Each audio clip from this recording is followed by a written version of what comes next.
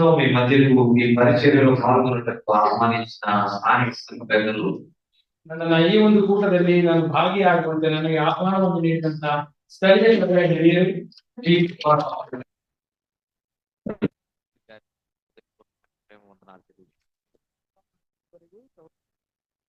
ರಂಗನಾಥ್ ಅವರಿಗೂ ನನ್ನ ವಂದನೆಗಳನ್ನ, ಕೃತಜ್ಞತೆಗಳನ್ನ. ಎರಡನೇದಾಗಿ ದೇವರ ವಾಕ್ಯವನ್ನು కలిసి పంచుకొనుటకు ಹಂಚಿಕೊಂಡು మధ్య ఇప్పటి వరకు చక్కటి సాక్ష్యం ఇచ్చిన ನಮಗೆ ಸಾಕ್ಷಿಯ ಮೂಲಕವಾಗಿ దైవ సేవకులు, ప్రియ సహోదరుడు సోమనాథ్ గారికి నా హృదయపూర్వక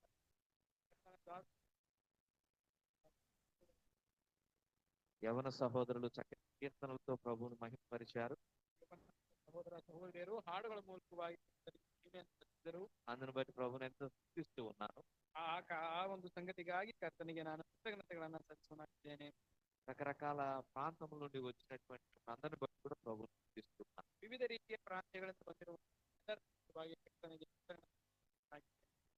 ఎంతో మీ మధ్యకు పలు పర్యాయములు ఆదివారం అంటే ప్రభు దినాన్ని రావడం జరిగింది. ಇತ್ತೀಚಿನ ದಿವಸಗಳಲ್ಲಿ ಭಾನುವಾರ ದಿವಸದಿಂದ ನಿಮ್ಮ ಸಾಧ್ಯವಾಯಿತು. దేవుని మహాకృపను బట్టి, ದೇವರ ಮಹಾಕೃಪೆಯಿಂದ మరొకసారి మీ మధ్య వాక్య పరిచర్యకు రావడం జరిగింది. ಮತ್ತೊಮ್ಮೆ ನಿಮ್ಮ ಮಧ್ಯದಲ್ಲಿ ದೇವರ ವಾಕ್ಯದ ಸೇವೆ ನಿಮಿತ್ತ ಬರುವಂತೆ ಸಾಧ್ಯವಾಯಿತು. And I would like to take this opportunity to thank Brother Harish for coordinating. ಈ ಒಂದು ವಿಷಯದಲ್ಲಿ ನನಗೆ ಸಹಕಾರ ನೀಡಿದಂತಹ ಹರೀಶ್ ಅವರಿಗೆ ನನ್ನ ಕೃತಜ್ಞತೆ ಸಲ್ಲಿಸಲು ಬಯಸುತ್ತೇನೆ. ఫాలో అప్ చేస్తూ ఈ కార్యక్రమంలో మరి నేను రావడానికి ప్రతి విషయంలో ఆయన చాలా కేర్ తీసుకున్నారు. ఈ విషయದಲ್ಲಿ ఈ ಒಂದು ಕೂಟಕ್ಕೆ ನಾನು ಬರುವಂತೆ ವೇಳಾಪಟ್ಟಿಗಳ ವಿಷಯದಲ್ಲಿ ಉಳಿದ ಎಲ್ಲಾ ಕಾರ್ಯಗಳಲ್ಲಿ ನನಗೆ ಅವರು ಬಹಳ ಹೆಚ್ಚಿನ ಕಾಳಜಿಯಿಂದ ಸಹಕರಿಸಿದರು. ఈ సమయంలో దేవుని వాక్యాన్ని మనం కొద్ది నిమిషాలు ధ్యానం చేద్దాం. ఈ సమಯದಲ್ಲಿ ದೇವರ ವಾಕ್ಯದಿಂದ ನಾವು ಕೆಲವು ನಿಮಿಷಗಳವರೆಗೂ ಧ್ಯಾನ ಮಾಡೋಣ. We have a very good team, right? మనకు ఒక మంచి టీం ఇచ్చారు. ನಮಗೊಂದು ಉತ್ತಮವಾದಂತಹ ಒಂದು ಮುಖ್ಯ ವಿಷಯವನ್ನು ನೀಡಿದ್ದಾರೆ. ఆ టీం ఏంటి? ఆ ವಿಷಯವೇನು? ఎవరైనా చెప్పగలుగుతారా? ಯಾರಾದರೂ ಹೇಳ್ತೀರಾ? ఎవరైనా చెప్పగలుగుతారా? Sorry brother. Waiting up. Oh, you are speaking in Kannada. I'm not able to understand. Thank you for that. Waiting upon the Lord. ಕರ್ತನ ಮೇಲೆ ನಿರೀಕ್ಷಿಸಿಕೊಂಡಿರುವುದು. Thank you. మనము ధ్యానం చేయబోతున్నటువంటి అంశం కూడా అదే. ನಾವು ಧ್ಯಾನಿಸಲಿಕ್ಕಿರುವಂತಹ ಅಂಶವೂ ಕೂಡ ಅದೇ ಆಗಿದೆ. దేవుని పరిశుద్ధ గ్రంథంలో నుండి, ದೇವರ ಪರಿಶುದ್ಧ ಗ್ರಂಥದಿಂದ కొంతమంది దేవుని పైన ఆధారపడ్డారు. ಕೆಲವರು ದೇವರ ಮೇಲೆ ಆಧಾರ ಹೊಂದಿದರು, ದೇವರ ಮೇಲೆ ಆತುಕೊಂಡರು. ఆ ఆధారపడినటువంటి సమయంలో ಅವರು ಕರ್ತನನ್ನ ಆತುಕೊಂಡಂತ ಆ ಸಮಯದಲ್ಲಿ దేవుని చిత్తము కొరకు వేచి ఉన్నారు. ಕರ್ತನ ಒಂದು ಚಿತ್ತಕ್ಕಾಗಿ ಕಾದುಕೊಂಡಿದ್ದರು. దేవుని చిత్తము కొరకు వేచి ఉన్నప్పుడు ಕರ್ತನ ಚಿತ್ತವನ್ನ ತಿಳಿದುಕೊಳ್ಳಲು దేవుడు వారి జీవితంలో ఎన్ని గొప్ప మేలు చేశాడనేది, ದೇವರು ಅವರ ಜೀವಿತಗಳಲ್ಲಿ ಎಷ್ಟು ಒಳ್ಳೆಯ ಕಾರ್ಯಗಳನ್ನ ಮಾಡಿದ್ದಾನೆ ಎಂಬುದು ఈ ఉదయకాల సమయంలోను, ಈ ಬೆಳಗಿನ ಜಾವದಲ್ಲೂ, మధ్యాహ్న కాల సమయంలోను మనం ధ్యానం చేద్దాం. ಮಧ್ಯಾಹ್ನದಲ್ಲೂ ನಾವು ಧ್ಯಾನಿಸುವರಾಗಿರೋಣ.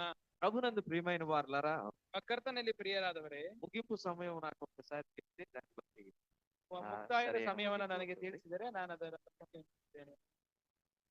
11:30.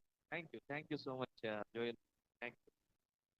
11:30 వరకు మనకు సమయం ఉంది కనుక క్లోజింగ్ టైం విషయంలో మీరు ఎవరు వరి అవ్వద్దు. 11:30ವರೆಗೂ ನಮಗೆ ಸಮಯವಿರುವ ಕಾರಣದಿಂದ ಮುಕ್ತಾಯದ ಸಮಯದ ಕುರಿತಾಗಿ ಚಿಂತೆ ಮಾಡೋಣ. There will be a prompt closing. ಆ ತಕ್ಕ ಸಮಯಕ್ಕೆ ನಾನು ಮುಗಿಸ್ತೇನೆ. కనుక ఉన్న సమయంలో దేవుని వాక్యం మీద let us concentrate. ಆದರೆ ನಮಗೆ ಇರುವಂತಹ ಸಮಯದಲ್ಲಿ ನಾವು ದೇವರ ವಾಕ್ಯದ ಮೇಲೆ ಆಸಕ್ತಿ ಉಳ್ಳವರಾಗಿರೋಣ. దేవుని పరిశుద్ధ గ్రంథంలో నుండి, ದೇವರ ವಾಕ್ಯದಿಂದ దానియేలు గ్రంథం, దానియేలನ ಪ್ರವಾದನೆಯ ಗ್ರಂಥ 1వ అధ్యాయం 1ನೇ ಅಧ್ಯಾಯ 8వ వచనం నుండి 8ನೇ ವಚನದಿಂದ 12వ వచనం వరకు ఉన్న వాక్య భాగాన్ని చదువుతున్నాం. 12ರವರೆಗಿನ ವಚನಗಳ ವಾಕ್ಯ ಭಾಗವನ್ನು ನಾವು ಓದಿಕೊಳ್ಳೋಣ. దానియేలు గ్రంథము దానియేలన 1వ అధ్యాయం 1ನೇ ಅಧ್ಯಾಯ 8 నుంచి 12 వచనాలను చదువుతున్నాను, గమనించండి. 8ರಿಂದ 12ರವರೆಗಿನ ವಚನಗಳನ್ನು ನಾನು ಓದುತ್ತೇನೆ, ಗಮನಿಸಿರಿ. రాజు భుజించు భోజనమును పానము చేయు ద్రాక్షారసమును పుచ్చుకొని తన్ను అపవిత్రపరచుకొనకూడదని దానియేలు ఉద్దేశించి, తాను అపవిత్రుడు కాకుండానట్లు వాటిని పుచ్చుకొనకుండా సెలవిమ్మని నపుంసకుల అధిపతిని వేడుకొనగా, దేవుడు నపుంసకుల అధిపతి దృష్టికి దానియేలునకు కృపా కటాక్షము నొంద అనుగ్రహించదు కనుక నపుంసకుల అధిపతి దానియేలుతో ఇట్లనే, మీకు అన్నపానములను నియమించిన రాజుకు నా యజమానునికి నేను భయపడుచున్నాను. మీ ఈడు బాలుర ముఖముల కంటే మీ ముఖములు కృషించినట్లు ఆయనకు కనబడనేలా? అట్లయితే మీరు రాజు చేత నాకు ప్రాణాపాయం కలుగజేతురు. నపుంసకుల అధిపతి దానియేలు, అనన్య, మిషాయేలు, అజర్య అను వారి మీద నియమించిన నియామకునితో దానియేలు ఇట్లా నేను, భోజనమునకు శాఖ ధాన్యాదులను, పానమునకు నీళ్లును నీ దాసులమగు మాకిప్పించి దయచేసి 10 దినముల వరకు మమ్మను పరీక్షింపుము.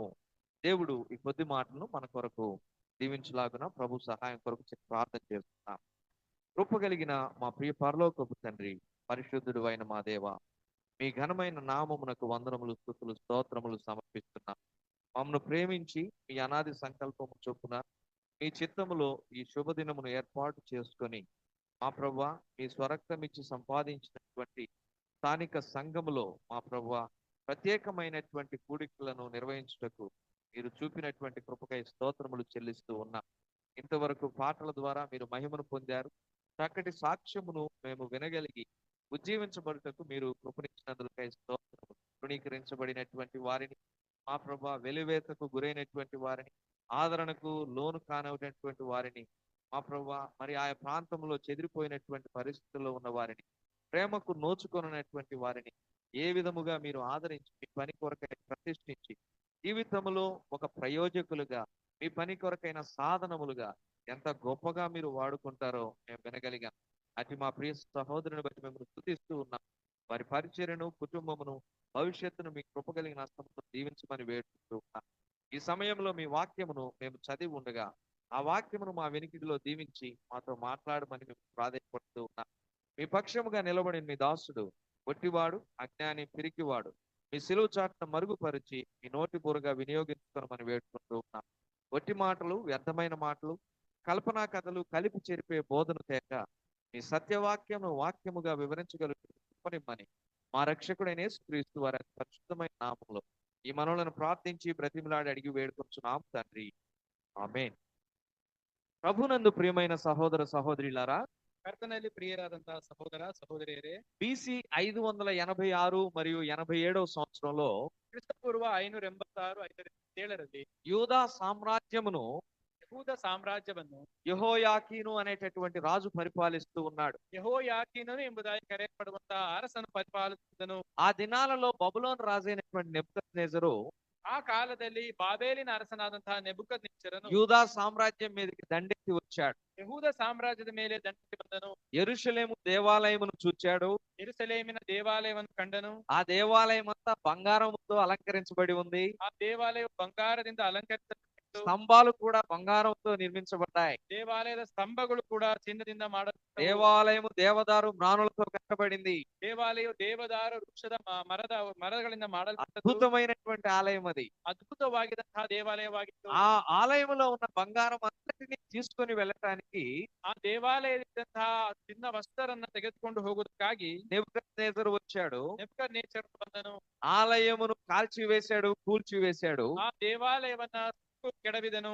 బంగారం అంతా తనతో తీసుకొని వెళ్ళాడు. ಅಲ್ಲಿದ್ದಂತಹ ಚಿನ್ನವನ್ನೆಲ್ಲ ತನ್ನೊಂದಿಗೆ ತೆಗೆದುಕೊಂಡು యూదా ಹೋದನು. సామ్రాజ్యమును జయించిన తరువాత ಯಹೂದ ಸಾಮ್ರಾಜ್ಯವನ್ನು ಗೆದ್ದ ನಂತರ అక్కడ ఉన్నటువంటి యవ్వన బాలురలను, బాలికలను తనతో కూడా చెరకు తీసుకొని వెళ్ళిపోయాడు. ಅಲ್ಲಿದ್ದಂತಹ ಯೌವನಸ್ಥರಾದಂತಹ ಪುರುಷ ಮತ್ತು ಸ್ತ್ರೀಯರನ್ನ ತನ್ನೊಂದಿಗೆ ಬಾಬೆ ఆ ಸಂಸ್ಥಾನಕ್ಕೆ చెరకు తీసుకొని పోబడినటువంటి వారిలో ಆ ಸೆರೆಯಾಗಿ ತೆಗೆದುಕೊಂಡು ಹೋಗಲ್ಪಟ್ಟವರಲ್ಲಿ 4 యూద బాలురు ఉన్నారు. ಅಲ್ಲಿ 4 ಮಂದಿ ಯಹೂದ ಯೌವನಸ್ಥರಿದ್ದರು. దానియేలు, ದಾನಿಯೇಲನು, అనన్య, ಅನನ್ಯನು, మిషాయేలు, ಮಿಷಾಯೇಲನು, అజర్య. ಅಜರ್ಯನು.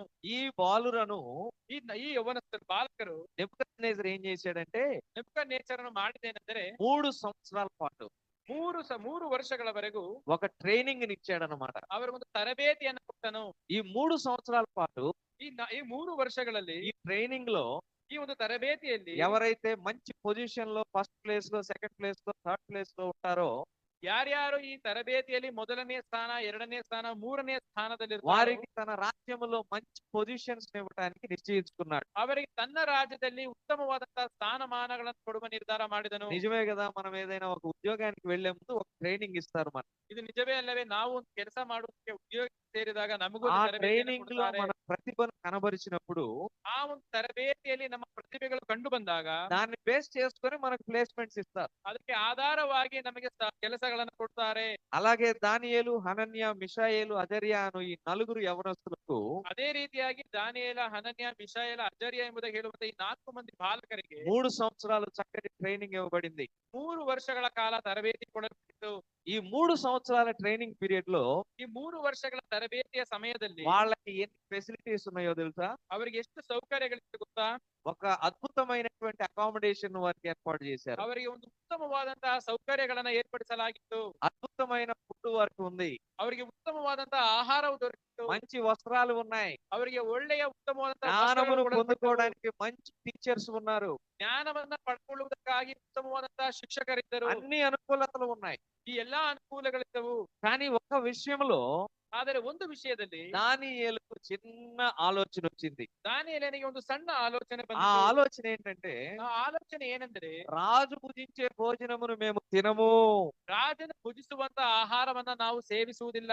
రాజు భుజించే భోజనం కనుక మేము తిన్నామంటే ರಾಜನು ಊಟ ಮಾಡುವಂತ ಆಹಾರವನ್ನ ನಾವು ತಿನ್ನುವುದಾದರೆ మేము అపవిత్రులమైపోతాం. ನಾವು ಅಪವಿತ್ರರಾಗುತ್ತೇವೆ. కనుక ఆ భోజనాన్ని మేము తినము ಈ అంటున్నారు. ಕಾರಣದಿಂದ ನಾವು ಅವುಗಳನ್ನ ತಿನ್ನುವುದಿಲ್ಲ ಎಂದು ಹೇಳುತ್ತಿದ್ದಾನೆ. రాజు భుజించే భోజనం చేసే అవకాశం మనకు వస్తే వద్దంటామండి. ರಾಜನು ತಿನ್ನುವಂತ ಆ ಒಂದು ಆಹಾರವು ನಾವು ತಿನ್ನುವಂತ ಅವಕಾಶ ದೊರಕಿದರೆ ನಾವು ಬೇಡ ಎಂಬುದಾಗಿ ಹೇಳ್ತೇವಾ? మీరు ఒకసారి సొలొమోను భోజనపు బల్లను గురించి చూస్తే ನೀವು ಸೊಲೊಮೋನನ ಆಸ್ಥಾನದಲ್ಲಿದ್ದಂತ ಆಹಾರದ ವಿಷಯವಾಗಿ ಒಂದು ಸಾರಿ ನೀವು ಗಮನಿಸುವುದಾದರೆ ఒక్కసారి ఆ మాట చదువుతాను చూడండి. ಆ ವಾಕ್ಯ ಭಾಗವನ್ನ ನಾನು ಓದ್ತೇನೆ, ನೋಡಿರಿ. దేవుని పరిశుద్ధ గ్రంథంలో నుండి రాజుల మొదటి గ్రంథం ದೇವರ ಗ್ರಂಥದಿಂದ ಅರಸುಗಳ ಮೊದಲನೇ ಪುಸ್ತಕ 4వ అధ్యాయం ಅದರ 4ನೇ ಅಧ್ಯಾಯ 22వ వచనం నుండి చదువుతున్నా. 22ನೇ వచನದಿಂದ ನಾನು హౌ ಓದುತ್ತಿದ್ದೇನೆ. ఎ కింగ్స్ టేబుల్ విల్ బి అనేది, డైనింగ్ టేబుల్ విల్ బి అనేది, you just go through these versus. First king 4th chapter 22nd verse చదువుతున్నాను ಒಬ್ಬ చూడండి. ಅರಸನ ಆಹಾರದ ಮೇಜು ಹೇಗಿರ್ತದೆ ಎಂಬುದನ್ನ ನಾವು ಅರಸುಗಳ ಮೊದಲನೇ ಗ್ರಂಥ 4ನೇ ಅಧ್ಯಾಯದ 22ನೇ ವಚನದಲ್ಲಿ ನೋಡ್ತೇವೆ.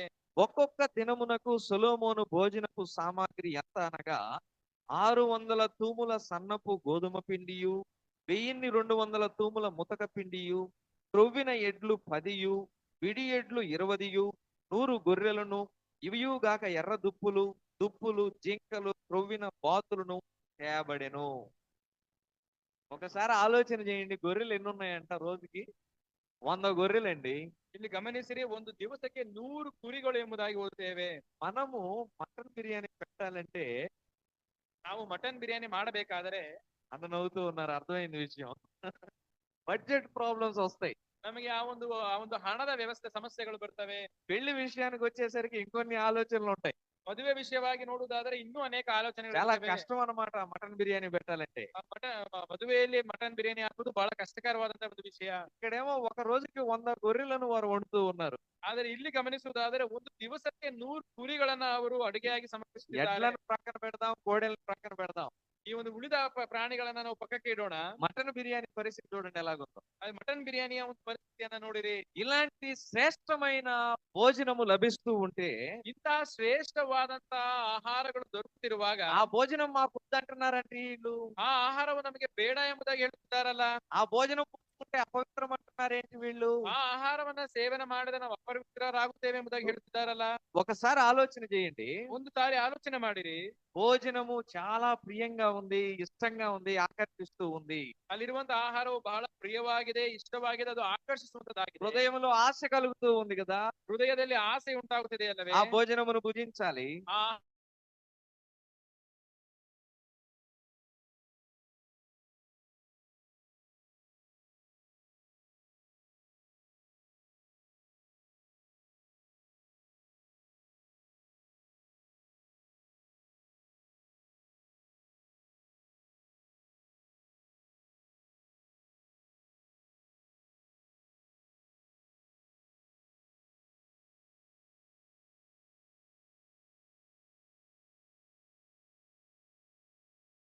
ಆ ಪದಾರ್ಥಗಳನ್ನ ಒಮ್ಮೆ ఎప్పుడును తొట్టిల్లరు. ಆದುದರಿಂದ మీరు ఇట్టి క్రియలు చేయువారైతే ನೀವು ಹೀಗೆ ಮಾಡಿದರೆ ಎಂದಿಗೂ ಎಡಹುವುದಿಲ್ಲ. ఎప్పటికి నీతో ట్రిల్లరు. ನೀವು ಎಂದಿಗೂ ಎಡಹುವುದಿಲ್ಲ. ఏంటి ఆ క్రియలు? ಆ క్రియಗಳೇನು? 6వ వచనంలో మీరు చూడండి. 6ನೇ ವಚನದಲ್ಲಿ ಗಮನಿಸಿರಿ. జ్ఞానమునందు ఆశా నిగ్రహమును. ಜ್ಞಾನಕ್ಕೆ ದಮೆಯನ್ನು. జ్ఞానమునందు ఆశా నిగ్రహమును. ಜ್ಞಾನಕ್ಕೆ ದಮೆಯನ್ನು. మరలా చదువుతున్నాను. జ్ఞానమునందు ఆశా నిగ్రహమును. ಜ್ಞಾನಕ್ಕೆ ದಮೆಯನ್ನು.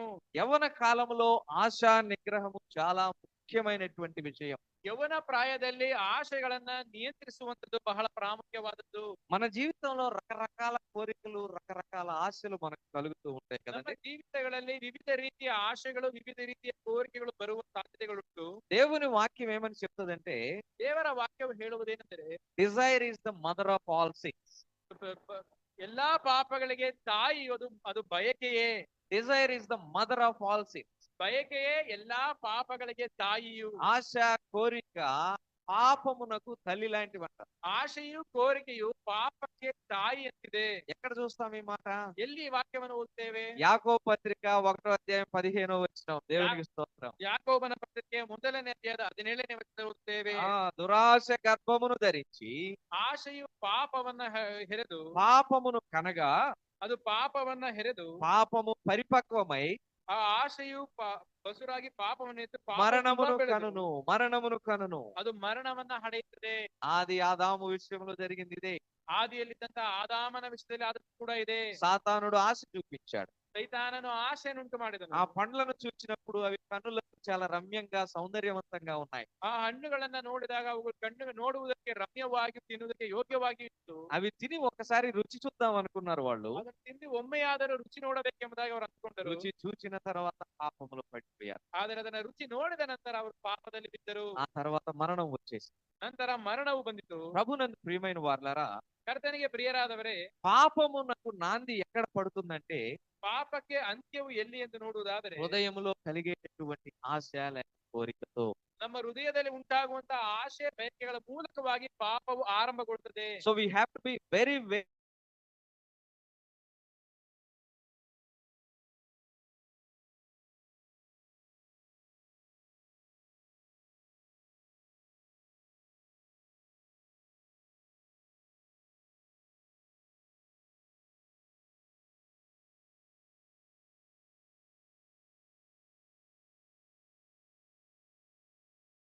ಬಹಳ ಆಹಾರವನ್ನು ಮುಟ್ಟಿ ತನ್ನನ್ನು ತಾನು ಅಪವಿತ್ರ ಮಾಡಿಕೊಳ್ಳುವುದಕ್ಕೆ ಬಯಸಲಿಲ್ಲ. అలాగైతే ఈ రోజున మనల్ని మనం ఒకసారి పరీక్షించుకుందాం. ಆಗಿರುವಲ್ಲಿ ಈ ದಿವಸ ನಮ್ಮನ್ನು ನಾವು ಒಮ್ಮೆ ಪರೀಕ್ಷಿಸಿ ನೋಡೋಣ. మనము ನಾವು కోరికల విషయంలోను, ನಮ್ಮ ಬಯಕೆಗಳ ವಿಷಯದಲ್ಲೂ, మనము కలిగి ఉన్న ఆశల విషయంలోను ನಮಗಿರುವಂತಹ ಆಶೆಗಳ ವಿಷಯದಲ್ಲೂ దానియేలు వలె ఉంటున్నామా? ದಾನಿಯೇಲನ ಹಾಗೆಯೇ ನಾವಿದ್ದೇವಾ? దానియేలు వలె ఉండగలుగుతూ ఉన్నామా? ದಾನಿಯೇಲನ ಹಾಗೆ ಜೀವಿಸಲು ಸಾಧ್ಯವಾಗುತ್ತಿದೆಯಾ? ఒకసారి ఆలోచన చేద్దాం. ಒಮ್ಮೆ ನಾವು ಆಲೋಚನೆ ಮಾಡಿ ನೋಡೋಣ. దేవుని వాక్యం ఏం సెలవిస్తూ ఉందంటే, ದೇವರ ವಾಕ್ಯ ನಮಗೆ ಹೇಳುವುದೇನೆಂದರೆ, ఒకసారి యోహాను రాసిన మొదటి పత్రిక ಯೋಹಾನನು ಬರೆದಂತಹ ಮೊದಲನೇ ಪತ್ರಿಕೆ 2వ అధ్యాయము 2ನೇ ಅಧ್ಯಾಯ 15వ వచనం చదువుతాను చూడండి. 15ನೇ ವಚನವನ್ನು ಓದುತ್ತೇನೆ ನೋಡಿ. ఈ లోకమునైనను లోకములో ఉన్న వాటినైనను ప్రేమింపకుడి. ఎవడైనను లోకమును ప్రేమించిన ఎడల తండ్రి ప్రేమ వానిలో నుండదు. లోకములో ఉన్నదంతయు అనగా శరీరాశయు, నేత్రాశయు, జీవపు డంబము. ఒకసారి 16వ వచనం. లోకములో ఉన్నదంతయు శరీరాశ, నేత్రాశ, జీవపు. 16ನೇ ವಚನದಲ್ಲಿ ನೋಡುತ್ತೇವೆ, ಲೋಕದಲ್ಲಿರುವ ಶರೀರದಾಶೆ, ಕಣ್ಣಿನಾಶೆ, ಬದುಕು ಬಾಳಿನ ಡಂಬ. ఇక్కడ మనము 3 రకాల ఆశలను చూస్తున్నాం. ಇಲ್ಲಿ ನಾವು 3 ರೀತಿಯ ಆಶೆಗಳನ್ನ ನೋಡುತ್ತಿದ್ದೇವೆ. ఒకటి శరీరాశ, ಮೊದಲನೇದಾಗಿ ಶರೀರದಾಶೆ, రెండవది నేత్రాశ, ಎರಡನೇದು ಕಣ್ಣಿನಾಶೆ, మూడవది జీవపు డంబము. ಮೂರನೇದಾಗಿ ಬದುಕು ಬಾಳಿನ ಡಂಬ. ఈ 3 రకాల ఆశలు లోకములో ఉన్నాయి. ಈ 3 ರೀತಿಯ ಆಶೆಗಳು ಈ ಲೋಕದಲ್ಲುಂಟು. ఈ 3 రకాల ఆశల మధ్యలో మనం జీవిస్తూ ఉన్నాం. ಈ 3 ರೀತಿಯ ಆಶೆಗಳ ನಡುವಲ್ಲಿ ನಾವು ಜೀವಿಸುತ್ತಿದ್ದೇವೆ. ఈ 3 రకాల ఆశల్లో మన కాలేజీలకు వెళ్తూ ఉన్నాము. ಈ 3 ರೀತಿಯ ಆಶೆಗಳ ಮಧ್ಯದಲ್ಲಿ ನಾವು ಕಾಲೇಜಿಗೆ ಹೋಗುತ್ತೇವೆ. ఈ 3 రకాల ఆశల మధ్యలో మనము నివాసం ఉంటూ ఉన్నాము. ಈ 3 ರೀತಿಯ ಆಶೆಗಳ ಮಧ್ಯದಲ್ಲಿ ನಾವು ವಾಸಿಸುತ್ತಿದ್ದೇವೆ. ఈ 3 రకాల ఆశలు మనకు అత్యంత సమీపముగా మన చుట్టూనే ఉన్నాయి. ಈ ಮೂರು ರೀತಿಯ ಆಶೆಗಳು ನಮಗೆ ಬಹಳ ಅತ್ಯಂತ ಸಮೀಪವಾಗಿ ನಮ್ಮ ಸುತ್ತಲೂ ಇರುವಂತದ್ದಾಗಿದೆ. ఈ ఆశలు మన చుట్టూ ఉండి మనలను చుట్టుకొని ఉన్నప్పుడు ಈ ಆಶೆಗಳು ನಮ್ಮ ಸುತ್ತಲೂ ಇದ್ದು ನಮ್ಮನ್ನ ಸುತ್ತುವರಿದಿರುವಾಗ మనలను పాపము చేయడానికి ప్రేరేపిస్తూ ఉన్నప్పుడు ನಮ್ಮನ್ನ ಪಾಪ ಮಾಡುವುದಕ್ಕೆ ಪ್ರೇರೇಪಣೆಯನ್ನ ఆ ನೀಡುತ್ತಿರುವಾಗ పాపములో పడిపోకుండా ಆ ಪಾಪದಲ್ಲಿ ಬಿದ್ದು ಹೋಗದ ಹಾಗೆ మనము మన ఆశను నిగ్రహించుకోగలగాలి. ನಮ್ಮ ಆಶೆಗಳನ್ನ ನಿಯಂತ್ರಿಸುವುದಕ್ಕೆ ನಮಗೆ ಸಾಧ್ಯವಾಗಬೇಕು. నిగ్రహించుకోలేకపోతే పాపములో పడిపోతాం. ನಾವು ಅವುಗಳನ್ನ ನಿಯಂತ್ರಿಸದೆ ಹೋದರೆ ಪಾಪದಲ್ಲಿ ಬಿದ್ದು ಹೋಗುತ್ತೇವೆ. It is very important for us to have a holy life. ನಾವೊಂದು ಪರಿಶುದ್ಧವಾದಂತಹ ಜೀವಿತವನ್ನ ಜೀವಿಸುವಂತದ್ದು ಬಹಳ ಪ್ರಾಮುಖ್ಯವಾದದ್ದು. My dear young brothers and sisters, ನನ್ನ ಪ್ರೀತಿಯ ಸಹೋದರ we should ಸಹೋದರಿಯರೇ, lead a holy life. ನಾವೊಂದು ಪರಿಶುದ್ಧವಾದಂತಹ ಜೀವಿತವನ್ನ మన ನಡೆಸಬೇಕು. పవిత్రతను కాపాడుకోవాలి. ನಮ್ಮ ಪರಿಶುದ್ಧತೆಯನ್ನು ನಾವು ಕಾಪಾಡಿಕೊಳ್ಳಬೇಕು. లోకము యొక్క పాపములో మనం కొట్టుకొని పోకూడదు. ಲೋಕದಲ್ಲಾಗಲಿ ಲೋಕದಲ್ಲಿರುವ ಪಾಪದಲ್ಲಾಗಲಿ ನಾವು ಕೊಚ್ಚಿಕೊಂಡು ఆశలు ಹೋಗುವವರಾಗಿರಬಾರದು. మనలను ఆకర్షిస్తూ ఉన్నప్పుడు, ಆಶೆಗಳು ನಮ್ಮನ್ನು ಆಕರ್ಷಿಸುವಾಗ, లోకము మనల్ని ఆకర్షిస్తూ ఉన్నప్పుడు, ಲೋಕವು ನಮ್ಮನ್ನು ಆಕರ್ಷಿಸುವಾಗ, పాపము చేయడానికి అవకాశం ఉన్నప్పుడు, ಪಾಪ ಮಾಡುವುದಕ್ಕೆ ಅವಕಾಶವಿರುವಾಗ, ఈ సమయంలో ಈ ಸಮಯದಲ್ಲಿ మనము దేవుని వైపు చూడగా, ನಾವು ದೇವರ ಕಡೆಗೆ ದೃಷ್ಟಿ ನೋಡುವರಾಗಿ, దేవుని పైన ఆధారపడగా, ದೇವರ ಮೇಲೆ ಹಾಕಿಕೊಂಡವರಾಗಿ, దేవుని వైపు వేచి ఉండగా, ನಾವು ದೇವರನ್ನ ನಿರೀಕ್ಷಿಸುವರಾಗಿರುವಾಗ, when we wait upon the Lord, ನಾವು ಕರ್ತನನ್ನ ನಿರೀಕ್ಷಿಸಿರುವಾಗ what God is going to do, ಕರ್ತನು ಮಾಡುವುದೇನು ఆ విషయాన్ని ఇక్కడ మనం ధ్యానం చేయబోతూ ఉన్నాం. ಅದನ್ನೇ ನಾವಿಲ್ಲಿ ಧ್ಯಾನಿಸಲಿದ್ದೇವೆ. అందుకని ఇంత ఉపోద్ఘాతం నేపథ్యం చెప్పడం జరిగింది. ಈ ಕಾರಣಕ್ಕಾಗಿ ಇಲ್ಲಿಯವರೆಗೂ ಅದರ ಒಂದು ಪರಿಚಯವನ್ನ ನಾನು ಹೇಳಬೇಕಾಯಿತು. ఆశ ఉంది, ಆಶೆಯುಂಟು, పాపము చేయడానికి అవకాశం ఉంది, ಪಾಪ ಮಾಡೋದಕ್ಕೆ ಅವಕಾಶ ಉಂಟು. కానీ దేవుని వైపు చూచి దేవుని మీద వేచి ఉన్నాడు దానియేలు. ಆದರೆ ದೇವರ ಕಡೆಗೆ ದೃಷ್ಟಿಸಿ ನೋಡುವನಾಗಿ ದೇವರನ್ನ ನಿರೀಕ್ಷಿಸುವನಾಗಿದ್ದಾನೆ ఈ ದಾನಿಯೇಲನು. దానియేలు ఎంత గొప్పవాడంటే, ಈ ದಾನಿಯೇಲನು ಎಷ್ಟು ಶ್ರೇಷ್ಠನೆಂದರೆ భవిష్యత్తులో వేల సంవత్సరాల తర్వాత జరిగేటటువంటి విషయాలను కూడా దేవుడు దానియేలుకు బయలుపరిచాడు. ಭವಿಷ್ಯದಲ್ಲಿ ಸಾವಿರಾರು ವರ್ಷಗಳ ನಂತರ ನಡೆಯುತ್ತಿರುವಂತಹ ಸಂಗತಿಗಳನ್ನು ಕೂಡ ದೇವರು ದಾನಿಯೇಲನಿಗೆ ಪ್ರಕಟಪಡಿಸಿದನು. దానియేలు గ్రంథంలో 12 అధ్యాయాలు ఉంటాయి. ದಾನಿಯೇಲನ ಗ್ರಂಥದಲ್ಲಿ 12 ಅಧ್ಯಾಯಗಳುಂಟು. మొదటి 6 అధ్యాయాలు ಮೊದಲ 6 ಅಧ್ಯಾಯಗಳು it will speak about incidents what happened in Daniel's and his friends life. ದಾನಿಯೇಲನು ಮತ್ತು ದಾನಿಯೇಲನ ಸ್ನೇಹಿತರ ಜೀವಿತದಲ್ಲಿ ನಡೆದಂತಹ ಘಟನೆಗಳನ್ನು ತಿಳಿಸುತ್ತವೆ. 7 నుంచి 12 అధ్యాయాలు 7 ರಿಂದ 12 ಅಧ್ಯಾಯಗಳು దానియేలు దేవుని దగ్గర నుండి పొందుకున్న దర్శనాల గురించి చెప్తాయి. ದಾನಿಯೇಲನು ದೇವರಿಂದ ಪಡ್ಕೊಂಡಂತಹ ದರ್ಶನಗಳ ವಿಷಯವಾಗಿ ನಮಗೆ మొదటి ತಿಳಿಸುತ್ತವೆ. అధ్యాయంలో ಮೊದಲನೇ ಅಧ್ಯಾಯದಲ್ಲಿ ఆహారము వలన వారు శోధించబడ్డారు, ಆಹಾರದ ಮೂಲಕವಾಗಿ ಅವರು ಪರೀಕ್ಷಿಸಲ್ಪಟ್ಟರು, ఆశను నిగ్రహించుకున్నారు, ಅವರ ಆಶೆಯನ್ನು ನಿಯಂತ್ರಿಸಿದರು, దేవుని నామమును మహిమపరిచారు, ದೇವರ ನಾಮಕ್ಕೆ ಮಹಿಮೆಯನ್ನು ತಂದರು, పవిత్రతను కాపాడుకున్నారు. ತಮ್ಮ ಪವಿತ್ರತೆಯನ್ನ ಕಾಪಾಡಿಕೊಂಡರು. 2వ అధ్యాయంలో 2ನೇ ಅಧ್ಯಾಯದಲ್ಲಿ ప్రాణాపాయ స్థితి వచ్చింది. ಅವರಿಗೆ ಪ್ರಾಣಾಪಾಯದ ಸ್ಥಿತಿ ಎದುರಾಯಿತು. అక్కడ కూడా దేవుని పైన ఆనుకున్నారు, ఆధారపడ్డారు, వేచి ఉన్నారు. ಆ ಸಂದರ್ಭದಲ್ಲೂ ದೇವರನ್ನ ನಂಬಿ ದೇವರ ಮೇಲೆ ಹಾಕಿಕೊಂಡು ನಿರೀಕ್ಷಿಸಿದರು, దేవునికి ప్రార్థించారు, ಕರ್ತನಿಗೆ ಪ್ರಾರ್ಥನೆ ಮಾಡಿದರು, అపాయం నుండి క్షేమంగా బయటకు ಆ వచ్చారు. ಅಪಾಯದಿಂದ ಕ್ಷೇಮವಾಗಿ ಹೊರಗೆ ಬಂದರು. ఆ తర్వాత 3వ అధ్యాయంలో 3ನೇ ಅಧ್ಯಾಯದಲ್ಲಿ భయంకరమైన అగ్నిగుండము, ಆ ಒಂದು ಭಯಂಕರವಾದಂತಹ ಅಗ್ನಿ ಜ್ವಾಲೆಗಳ ಅವಿಗೆಯನ್ನು ನೋಡ್ತೇವೆ. అక్కడ కూడా దేవుని పైన ఆధారపడ్డారు, ಅಲ್ಲಿಯೂ ಕೂಡ ದೇವರನ್ನ ಹಾಕಿಕೊಂಡರು, దేవుని చిత్తము కొరకు వేచి ఉన్నారు. ದೇವರ ಚಿತ್ತಕ್ಕಾಗಿ ಕಾಯುತ್ತಿದ್ದರು. అగ్ని వలన వెంట్రుకలు కాలిపోలేదు, వస్త్రములు కాలిపోలేదు, క్షేమంగా అగ్నిగుండములో నుండి బయటకు ಆ వచ్చారు. ಅಗ್ನಿ ಅವಿಗೆಯಲ್ಲಿ ಅವರು ಹಾಕಲ್ಪಟ್ಟಾಗ ಅವರ ಕೂದಲು ಹೊಟ್ಟೆಯ ಶಲ್ಯವು ಕೂಡ ಸುಡಲಿಲ್ಲ, ಅವರು ಕ್ಷೇಮವಾಗಿ ಹೊರಗೆ ಬಂದರು. ఆ తర్వాత 6వ అధ్యాయంలో ನಂತರ 6ನೇ ಅಧ್ಯಾಯದಲ್ಲಿ భయంకరమైన శాసనం ఉంది. ಅಲ್ಲೊಂದು ಶಾಸನವನ್ನ ನೋಡ್ತೇವೆ, ಬರಹವನ್ನ ನೋಡ್ತೇವೆ. They are going against the లా.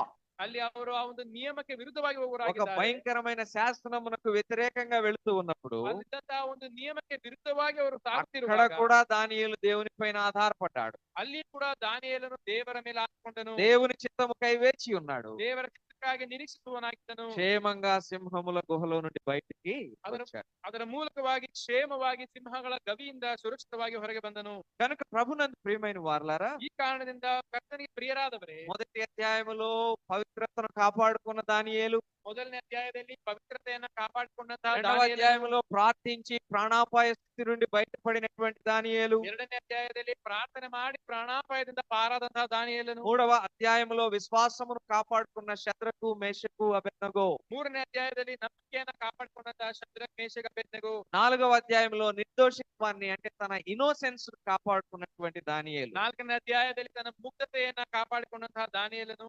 అలాగైతే ప్రభునందు ప్రియమైన వారలారా, ಹೀಗಿರುವುದಾದರೆ ಹೇಳುವುದಾದರೆ ನನ್ನ ಪ್ರಿಯ ಕರ್ತನಲ್ಲಿ ఆ, ಪ್ರಿಯರಾದವರೇ, మనల్ని ఎంతో పాపానికి ప్రేరేపించే కోరికలు రకరకాలుగా ఉన్నాయి. ಈ ಲೋಕದಲ್ಲಿ ನಮ್ಮನ್ನ ಪಾಪಕ್ಕೆ ಪ್ರೇರೇಪಿಸುವಂತಹ ಬಯಕೆಗಳು ನಾನಾ ರೀತಿಯಲ್ಲಿ ಉಂಟು. ఇప్పుడే మనం చదువుకున్న 1 యోహాను 2:16లో ಈಗ ತಾನೇ ನಾವು ಯೋಹಾನನ ಮೊದಲನೇ ಯೋಹಾನ 2:16 ಓದಿದ್ವಿ. మొదటి ఆశ ఏమని చూసాము? శరీరాశ. ಮೊದಲನೇ ಆಶೆಯಾಗಿ ನಾವು ಶರೀರದ ಆಶೆಯನ್ನ ನೋಡಿದೆವು. ఏమి ఆశ అది? శరీర ఆశ. ಶರೀರದ ಆಶೆ. శరీర ఆశలు అంటే ఏమై ఉండొచ్చు? ఉదాహరణకు కొన్ని చెప్పండి. Let's interact with each other. ಶರೀರದ ಆಶೆ ಎಂಬುದಾಗಿ ಹೇಳುವುದಾದರೆ ಯಾವ ಆಶೆಗಳಾಗಿರ್ಬೋದು ದಯಮಾಡಿ ಸ್ವಲ್ಪ ಹೇಳಿರಿ. ఏం బ్రదర్ మీరు ఏం చెప్పగలరు? శరీర ఆశ అంటే వాట్ వి కెన్ సే? ಶರೀರದ Money. ಆಶೆ ಅಂದ್ರೆ ಏನು? Very good.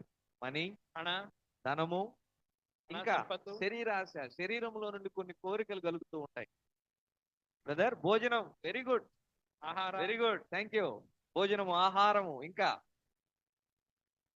బ్రదర్ వస్త్రధారణ, వస్త్రములను కూర్చున్నటువంటి ఆశ. కొంతమందికి they don't want to lead a simple life. ಕೆಲವರು ಸಾಧಾರಣವಾದಂತಹ ಜೀವಿತವನ್ನ ನಡೆಸಲು they want a costly life. ಅವರಿಗೆ ಐಷಾರಾಮವಾದಂತಹ ಜೀವಿತ ಬೇಕು. దాని కొరకు అప్పులు, ಅದರ ನಿಮಿತ್ತವಾಗಿ దాని కొరకు తిప్పలు, ಅದಕ್ಕಾಗಿ ಕಷ್ಟಗಳನ್ನು ಪಡುತ್ತಾರೆ. దాని కొరకు ఈఎంఐలు. ಅದಕ್ಕಾಗಿ ಇಎಂಐಗಳನ್ನ ಕಟ್ಟುತ್ತಾರೆ. పరిస్థితి ఎలా ఉంటుందో చూసుకోండి. ఇక ಅವರ ಪರಿಸ್ಥಿತಿ ಹೇಗಿರ್ತದೆ ನೀವು వస్త్రాలు, ಊಹಿಸಿಕೊಳ್ಳಿ. ఇంకొన్ని ఆశలు ఉన్నాయి. ఇంకొంతమందికి మామూలు ఇల్లు సరిపోదు, కొంతమందికి పెద్ద ఇల్లు కావాలా. ಇನ್ನು ಕೆಲವರಿಗೆ ಇನ್ನೂ ಅನೇಕ ರೀತಿಯ ಆಸೆಗಳುಂಟು. ಕೆಲವರಿಗೆ ಸಾಧಾರಣ ಮನೆಗಳು ಸಾಕಾಗುವುದಿಲ್ಲ, ದೊಡ್ಡ ಮನೆಗಳು ಬೇಕು. 2 బెడ్రూములు చాలవు, ಮಲಗುವ 2 ಕೋಣೆಗಳು 4-5 ಸಾಕಾಗುವುದಿಲ್ಲ. బెడ్రూములు కావాలి, ಅವರಿಗೆ 4-5 ಕೋಣೆಗಳು ಬೇಕು. 5-6 బాత్రూములు కావాలి, 5-6 ಶೌಚಾಲಯಗಳು ಬೇಕು. ఒక కారు సరిపోదు, ಅವರಿಗೆ ಒಂದು ಕಾರ್ 4-5 కార్లు కావాలి. 4-5 ಕಾರುಗಳು ಬೇಕು. మీడియం బడ్జెట్ కార్లు వద్దు మనకి, ಅವರಿಗೆ ಮಾಧ್ಯಮವಾದಂತಹ ಒಂದು బిఎండబ్ల్యూలు, ఆడీలు కావాలి. ಅವರಿಗೆ ಐಷಾರಾಮವಾದ ಕಾರುಗಳು ಬೇಕು. రకరకాల ఆశలండి కదా. ವಿವಿಧ ರೀತಿಯ ಆಸೆಗಳಲ್ಲವೇ. వివాహ విషయానికి వస్తే జీవిత భాగస్వామి ఎలా ఉండాలంటే అక్కడ కొన్ని ఆశలు వస్తాయి. ಅವರಿಗೆ ವಿವಾಹದ ವಿಷಯಕ್ಕೆ ಬರುವಾಗ ಅವರ ಜೀವಿತದ ಮುಂದಿನ ಸಂಗಾತಿ ಹೇಗಿರಬೇಕು ಎಂದು ಹೇಳುವುದಾದ್ರೆ ಅದರಲ್ಲಿ ಕೆಲವು ಆಶೆಗಳುಂಟು. అందుకనే ఒక బ్రదర్ ఇలా చెప్పాడు, ಅದಕ್ಕಾಗಿ ಒಬ್ಬ ಸಹೋದರನು ಹೀಗೆ ಹೇಳಿದರು, నాకేం వద్దన్నా, ನನಗೆ ಏನು ಬೇಡ ಅಣ್ಣ, ఏబిసి ఉంటే చాలంట. ABC ಇದ್ದರೆ ಸಾಕು. 3 ఆశలు, 3 ಆಶೆಗಳು, 3 కోరికలు, 3 ಬಯಕೆಗಳು. అసలు ఎంత మంచివాడండి ఆ బ్రదరు. ಆ ಸಹೋದರನು ಎಷ್ಟು ಒಳ್ಳೆಯವನೆಂದರೆ, కోరికలు చిట్టా విప్పమంటే ఒక పెద్ద చిట్టా రాస్తాం కదా మనం. ಹೌದು, ಬಯಕೆಗಳು ಬೇಕು ಎಂಬುದಾಗಿ ಹೇಳುವಾಗ ಒಂದು ಉದ್ದವಾದಂತಹ ಪಟ್ಟಿಯನ್ನೇ ನಾವು ಬರೆಯುತ್ತೇವೆ. ఆయన 3 కోరుకున్నాడు. ಅವರು 3 ಬಯಕೆಗಳನ್ನು ఆ ಇಟ್ಟಿದ್ದರು. 3 కూడా ఏబిసిలేనంట. ಆ 3 ಕೂಡ ABCಗಳಂತೆ. మీరు ఆల్ఫాబెట్స్ అనుకునేరు, ನೀವು ಅದನ್ನ ವರ್ಣಮಾಲೆ ಎಂಬುದಾಗಿ కాదు ಅಂದ್ಕೊಂಡಿದ್ದೀರಿ. కాదు. ಅದು ಅದಲ್ಲ. ఏ ఫర్ అసెట్స్ అన్నాడు. ಆ A ಎಂಬುದಾಗಿ ಹೇಳುವಾಗ ಆಸ್ತಿಪಾಸ್ತಿಗಳು. ఏం కావాలంట? అసెట్స్ కావాలంట. ಅವರಿಗೆ ಆಸ್ತಿಪಾಸ್ತಿಗಳು ಬೇಕಂತೆ. స్థిరాస్తులు కావాలి, ಅವರಿಗೆ ಸ್ಥಿರವಾದಂತಹ ಆಸ್ತಿಗಳು ಬೇಕು. 5 అంకెల జీతం కావాలి, ಅವ್ರ 5 ಅಕ್ಷರಗಳುಳ್ಳಂತಹ ಸಂಬಳವು ಬೇಕು. బంగారం కావాలి. ಅವರಿಗೆ ಚಿನ್ನಗಳು ಬೇಕು. ఏముంది, అంతా వచ్చేసింది కదా. ಇನ್ನೇನು ಬೇಕು, ಇವೆಲ್ಲವೂ ಬಂದಾಯ್ತಲ್ಲವೇ. తర్వాత రెండవది పి అన్నాం. ಎರಡನೇದಾಗಿ B ಎಂಬುದಾಗಿ పి ಹೇಳ್ತಾರೆ. Stands for beauty. B ಎಂಬುದಾಗಿ ಹೇಳುವುದಾದರೆ ಅಂದ.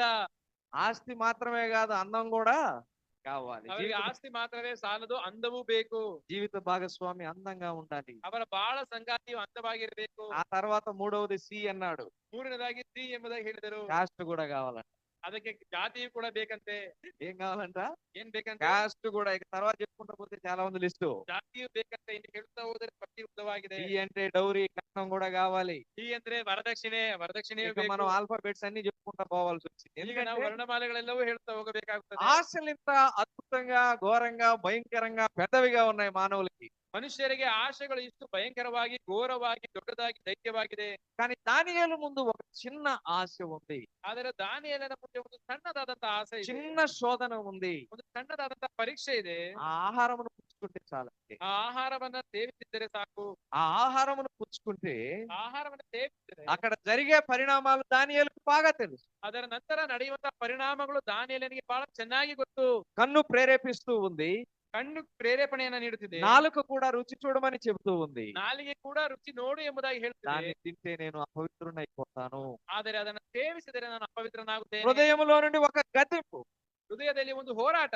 ఆశను నిగ్రహించుకో. ಆ ಆಶೆಯನ್ನ ನೀನು ನಿಯಂತ್ರಿಸಿಕೋ. ఆశను నిగ్రహించుకోకపోతే ಆ ಆಶೆಯನ್ನ ನೀನು ನಿಯಂತ್ರಿಸದೆ ಹೋದರೆ 2 పేతురు 1 11 ప్రకారం నువ్వు తొట్టిల్లుతావు, ನೀನು ಆ ಎರಡನೇ ಪೇತ್ರ 1:11 ನೋಡಿದ ಹಾಗೆ ನೀನು ಎಡವಿ ಬೀಳುತ್ತಿ, నీవు పడిపోతావు, ನೀನು ಬಿಟ್ಟು ಹೋಗುತ್ತಿ, అపవిత్రుడు అయిపోతావు. ನೀನು ಅಪವಿತ್ರನಾಗುತ್ತಿ.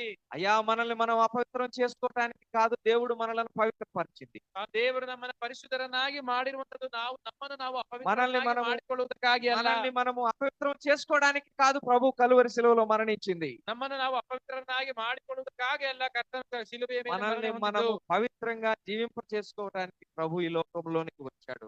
ನಮ್ಮನ್ನು ನಾವು ಪರಿಶುದ್ಧರನ್ನಾಗಿ ಕಾಪಾಡಿಕೊಳ್ಳುವುದಕ್ಕಾಗಿ ಕರ್ತನ ಈ ಲೋಕಕ್ಕೆ ಬಂದನು. కలువరి శిలువలో మరణించాడు. ಆತನ ಕಲುವಾರಿ ಶಿಲುಬೆ ಮೇಲೆ ಮರಣ ಹೊಂದಿದನು. అలాగైతే ప్రభునందు ప్రియమైన వారలారా, ಹೀಗಿರುವಲ್ಲಿ ಕರ್ತನಲ್ಲಿ ಪ್ರಿಯರಾದವರೇ, there are certain things ಇಲ್ಲಿ ಕೆಲವು ವಿಷಯಗಳುಂಟು which we have to very carefully understand. ನಾವು ಬಹಳ ಜಾಗರೂಕರಾಗಿ ಅರ್ಥ ಮಾಡಿಕೊಳ್ಳಬೇಕಾದಂತಹ ಕೆಲವು ಸಂಗತಿಗಳುಂಟು. ఆశను నిగ్రహించుకోలేక కొంతమంది పాపంలో పడిపోయారు. ಈ ಆಶೆಗಳನ್ನ ನಿಯಂತ್ರಿಸಿಕೊಳ್ಳಲು ಸಾಧ್ಯವಾಗದೆ ಕೆಲವರು ಪಾಪದಲ್ಲಿ ಬಿದ್ದು ಹೋದರು. 2 సమూయేలు 11వ అధ్యాయంలో ఒక రాజు ఉంటాడు. ನಾವು 2 ಸಮುವೇಲನ 2ನೇ ಗ್ರಂಥದ 11ನೇ ಅಧ್ಯಾಯದಲ್ಲಿ ಒಬ್ಬ ಅರಸನನ್ನ ನೋಡ್ತೇವೆ. మిద్దె మీద అటు ఇటు నడుస్తూ ఉన్నాడు. ಅವನು ಮೇಲ್ಛಾವಣಿಗೆಯಲ್ಲಿ ಆಗ ಹೀಗೆ ನಡೆಯುತ್ತಿದ್ದನು. సాయంకాల సమయంలో ఆయన చేస్తున్నటువంటి ఈవినింగ్ వాక్ టైంలో ಆ ಒಂದು ಸಂಜೆ ವೇಳೆಯಲ್ಲಿ ನಡೆಯುತ್ತಿದ್ದಂತ ಆ ಒಂದು ಸಮಯದಲ್ಲಿ చూడకూడని దృశ్యాన్ని చూశాడు. ನೋಡಬಾರದಂತಹ ಸಂಗತಿಗಳನ್ನ ನೋಡಿದನು. కన్ను పాపము చేయమని ప్రేరేపించింది, ಪಾಪ ಮಾಡು ಎಂಬುದಾಗಿ ಕಣ್ಣು ಪ್ರೇರೇಪಿಸಿತು. హృదయము కూడా పాపము చేయమని ప్రేరేపించింది, ಹೃದಯವು ಕೂಡ ಪಾಪ ಮಾಡು ಎಂಬುದಾಗಿ ಪ್ರೇರೇಪಣೆಯನ್ನು ನೀಡಿತು. శరీరము కూడా ఆశను కలిగిస్తూ ఉంది. ಶರೀರ ಕೂಡ ಆಶೆಯನ್ನ ಹುಟ್ಟಿಸುತ್ತಿತ್ತು. ఆ సౌందర్యమైనటువంటి దృశ్యం వైపు, ಆ ಸೌಂದರ್ಯವಾದಂತಹ ದೃಶ್ಯದ ಮೇಲೆ, ఆ ఆకర్షణీయమైనటువంటి పాపం వైపు ಆ ಆಕರ್ಷಣೀಯವಾದಂತಹ ಪಾಪದ ಮೇಲೆ ఆ రాజు ప్రేరేపించబడ్డాడు. ಆ ಅರಸನು ಪ್ರೇರೇಪಣೆಗೊಳಗಾದನು. భయంకరమైన పాపములో పడిపోయాడు. ಭಯಂಕರವಾದಂತಹ ಪಾಪದಲ್ಲಿ ಬಿದ್ದು ಹೋದನು. ఆశను నిగ్రహించుకోలేకపోయాడు. ತನ್ನ ಆಶೆಯನ್ನ ನಿಯಂತ್ರಿಸಿಕೊಳ್ಳಲು ಸಾಧ್ಯವಾಗದೆ ಹೋದನು. కోరికను ತನ್ನ నియంత్రించుకోలేకపోయాడు. ಬಯಕೆಯನ್ನ ನಿಯಂತ್ರಿಸಿಕೊಳ್ಳಲೇ ಹೋದನು. శరీరాశ, నేత్రాశ, జీవపు డంబములో పడిపోయాడు. ಶರೀರದ ಆಶೆ, ಕಣ್ಣಿನ ಆಶೆ, ಬದುಕು ಬಾಳಿನ ಡಂಬದಲ್ಲಿ ಬಿದ್ದು ఒక ಹೋದನು. భయంకరమైనటువంటి పాపపు స్థితిలో అతను పడిపోయాడు. ಒಂದು ಭಯಂಕರವಾದಂತಹ ಪಾಪದ ಸ್ಥಿತಿಗೆ ಒಳಪಟ್ಟವನಾದನು, ಬಿದ್ದು ಹೋದನು. ఆ రాజు ఎవరండి? ఎవరైనా చెప్పగలుగుతారా? ಆ ರಾಜನು ಯಾರು ಹೇಳ್ತೀರಾ? ఎవరు? దావీదు. అందరికీ తెలుసు దావీదు. ಎಲ್ಲರಿಗೂ ತಿಳಿದಂತ ಅರಸನಾದಂತ ದಾವೀದನು ఆశను నిగ్రహించుకోలేక, ಆಶೆಯನ್ನ ನಿಯಂತ್ರಿಸಿಕೊಳ್ಳಲು ಸಾಧ್ಯವಾಗದೆ, దేవుని వైపు వేచి చూడలేక, ದೇವರ ಕಡೆಗೆ ದೃಷ್ಟಿ ನಿರೀಕ್ಷಿಸದೆ, స్వంత నిర్ణయం తీసుకొని ಸ್ವಂತ ನಿರ್ಧಾರಗಳನ್ನ ಮಾಡಿಕೊಂಡು పాపములో పడిపోవుటను బట్టి ಪಾಪದಲ್ಲಿ ಬಿದ್ದು ಹೋಗುವನಾಗಿ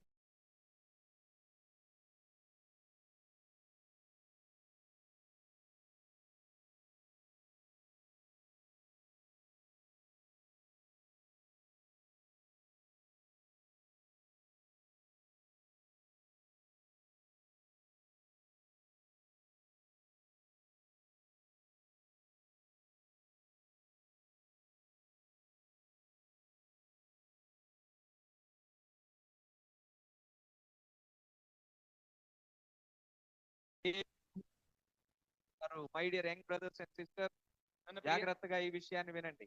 ನನ್ನ ಪ್ರಿಯ ಸಹೋದರ ಸಹೋದರಿಯರೇ, ಯವನಂತರೇ ಈ ವಾಕ್ಯವನ್ನ ಸೂಕ್ಷ್ಮವಾಗಿ ಕೇಳಿಸಿಕೊಳ್ಳಿ. మనము ఆశను నిగ్రహించుకోలేక పాపములో పడిన ప్రతిసారి ನಾವು ಆಶೆಯನ್ನ ನಿಯಂತ್ರಿಸಿಕೊಳ್ಳದೆ ಪಾಪದಲ್ಲಿ ಬೀಳುವಂತ ಪ್ರತಿಯೊಂದು ಬಾರಿಯೂ ఎవరు దూషించబడుతూ ఉన్నారు? ಯಾರು ದೂಷಣೆಗೆ ಒಳಗಾಗುತ್ತಿದ್ದಾರೆ? ఎవరు అవమాన పాలవుతూ ఉన్నారు? ಯಾರಿಗೆ ಅವಮಾನವಾಗುತ್ತಿದೆ? ఎవరు హ్యూమిలియేషన్ కు గురవుతూ ఉన్నారు? ಯಾರು ಪರಿಹಾಸಕ್ಕೆ ಒಳಗಾಗುತ್ತಿದ್ದಾರೆ? మన దేవుడు ನಮ್ಮ ದೇವರು భయంకరమైన అవమానమునకు గురవుతూ ఉన్నాడు. ನಮ್ಮ ದೇವರು ಭಯಂಕರವಾದಂತಹ ಅವಮಾನಕ್ಕೊಳಗಾಗುತ್ತಿದ್ದಾನೆ. చూడండి, దావీదు ఆశను నిగ్రహించుకోలేక పాపములో పడిపోతే, ಗಮನಿಸಿರಿ, ದಾವೀದನು ತನ್ನ ಆಶೆಯನ್ನ ನಿಯಂತ್ರಿಸಿಕೊಳ್ಳಲು ಸಾಧ್ಯವಾಗದೆ ಪಾಪದಲ್ಲಿ ಬಿದ್ದು ಹೋದರೆ, దేవుని మీద వేచి ఉండక శోధనలో పడిపోతే, ದೇವರನ್ನ ನಿರೀಕ್ಷಿಸದೆ ಶೋಧನೆಗೆ ಒಳಗಾದರೆ మన దేవుడు దూషించబడ్డాడు. ನಮ್ಮ ದೇವರು ದೂಷಣೆಗೆ ಒಳಗಾದನು. అలాగైతే ఈ ఉదయకాల సమయంలో ಹೀಗಿರುವಲ್ಲಿ ಈ ಬೆಳಗಿನ ಜಾವದಲ್ಲಿ we have different types of desire, ನಮಗೆ ವಿವಿಧ ರೀತಿಯ ಬಯಕೆಗಳುಂಟು. we will have different types of temptations. ನಮಗೆ ವಿವಿಧ ರೀತಿಯ ಪ್ರೇರಣೆಗಳುಂಟು. ఈ రకరకాల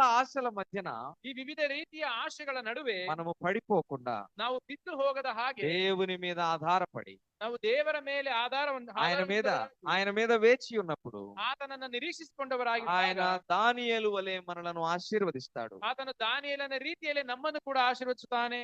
దానియేలు వలె మనలను వర్ధిల్ల చేస్తాడు. ದಾನಿಯೇಲನ ಹಾಗೆ ನಮ್ಮನ್ನು ಆತನು ವರ್ಧಿಸುತ್ತಾನೆ. దావీదు పాపంలో పడిపోయినప్పుడు జరిగింది ఏంటో తెలుసా? ದಾವೀದನು ಪಾಪದಲ್ಲಿ ಬಿದ್ದಾಗ ಆತದೇನೆಂದರೆ he lost his child.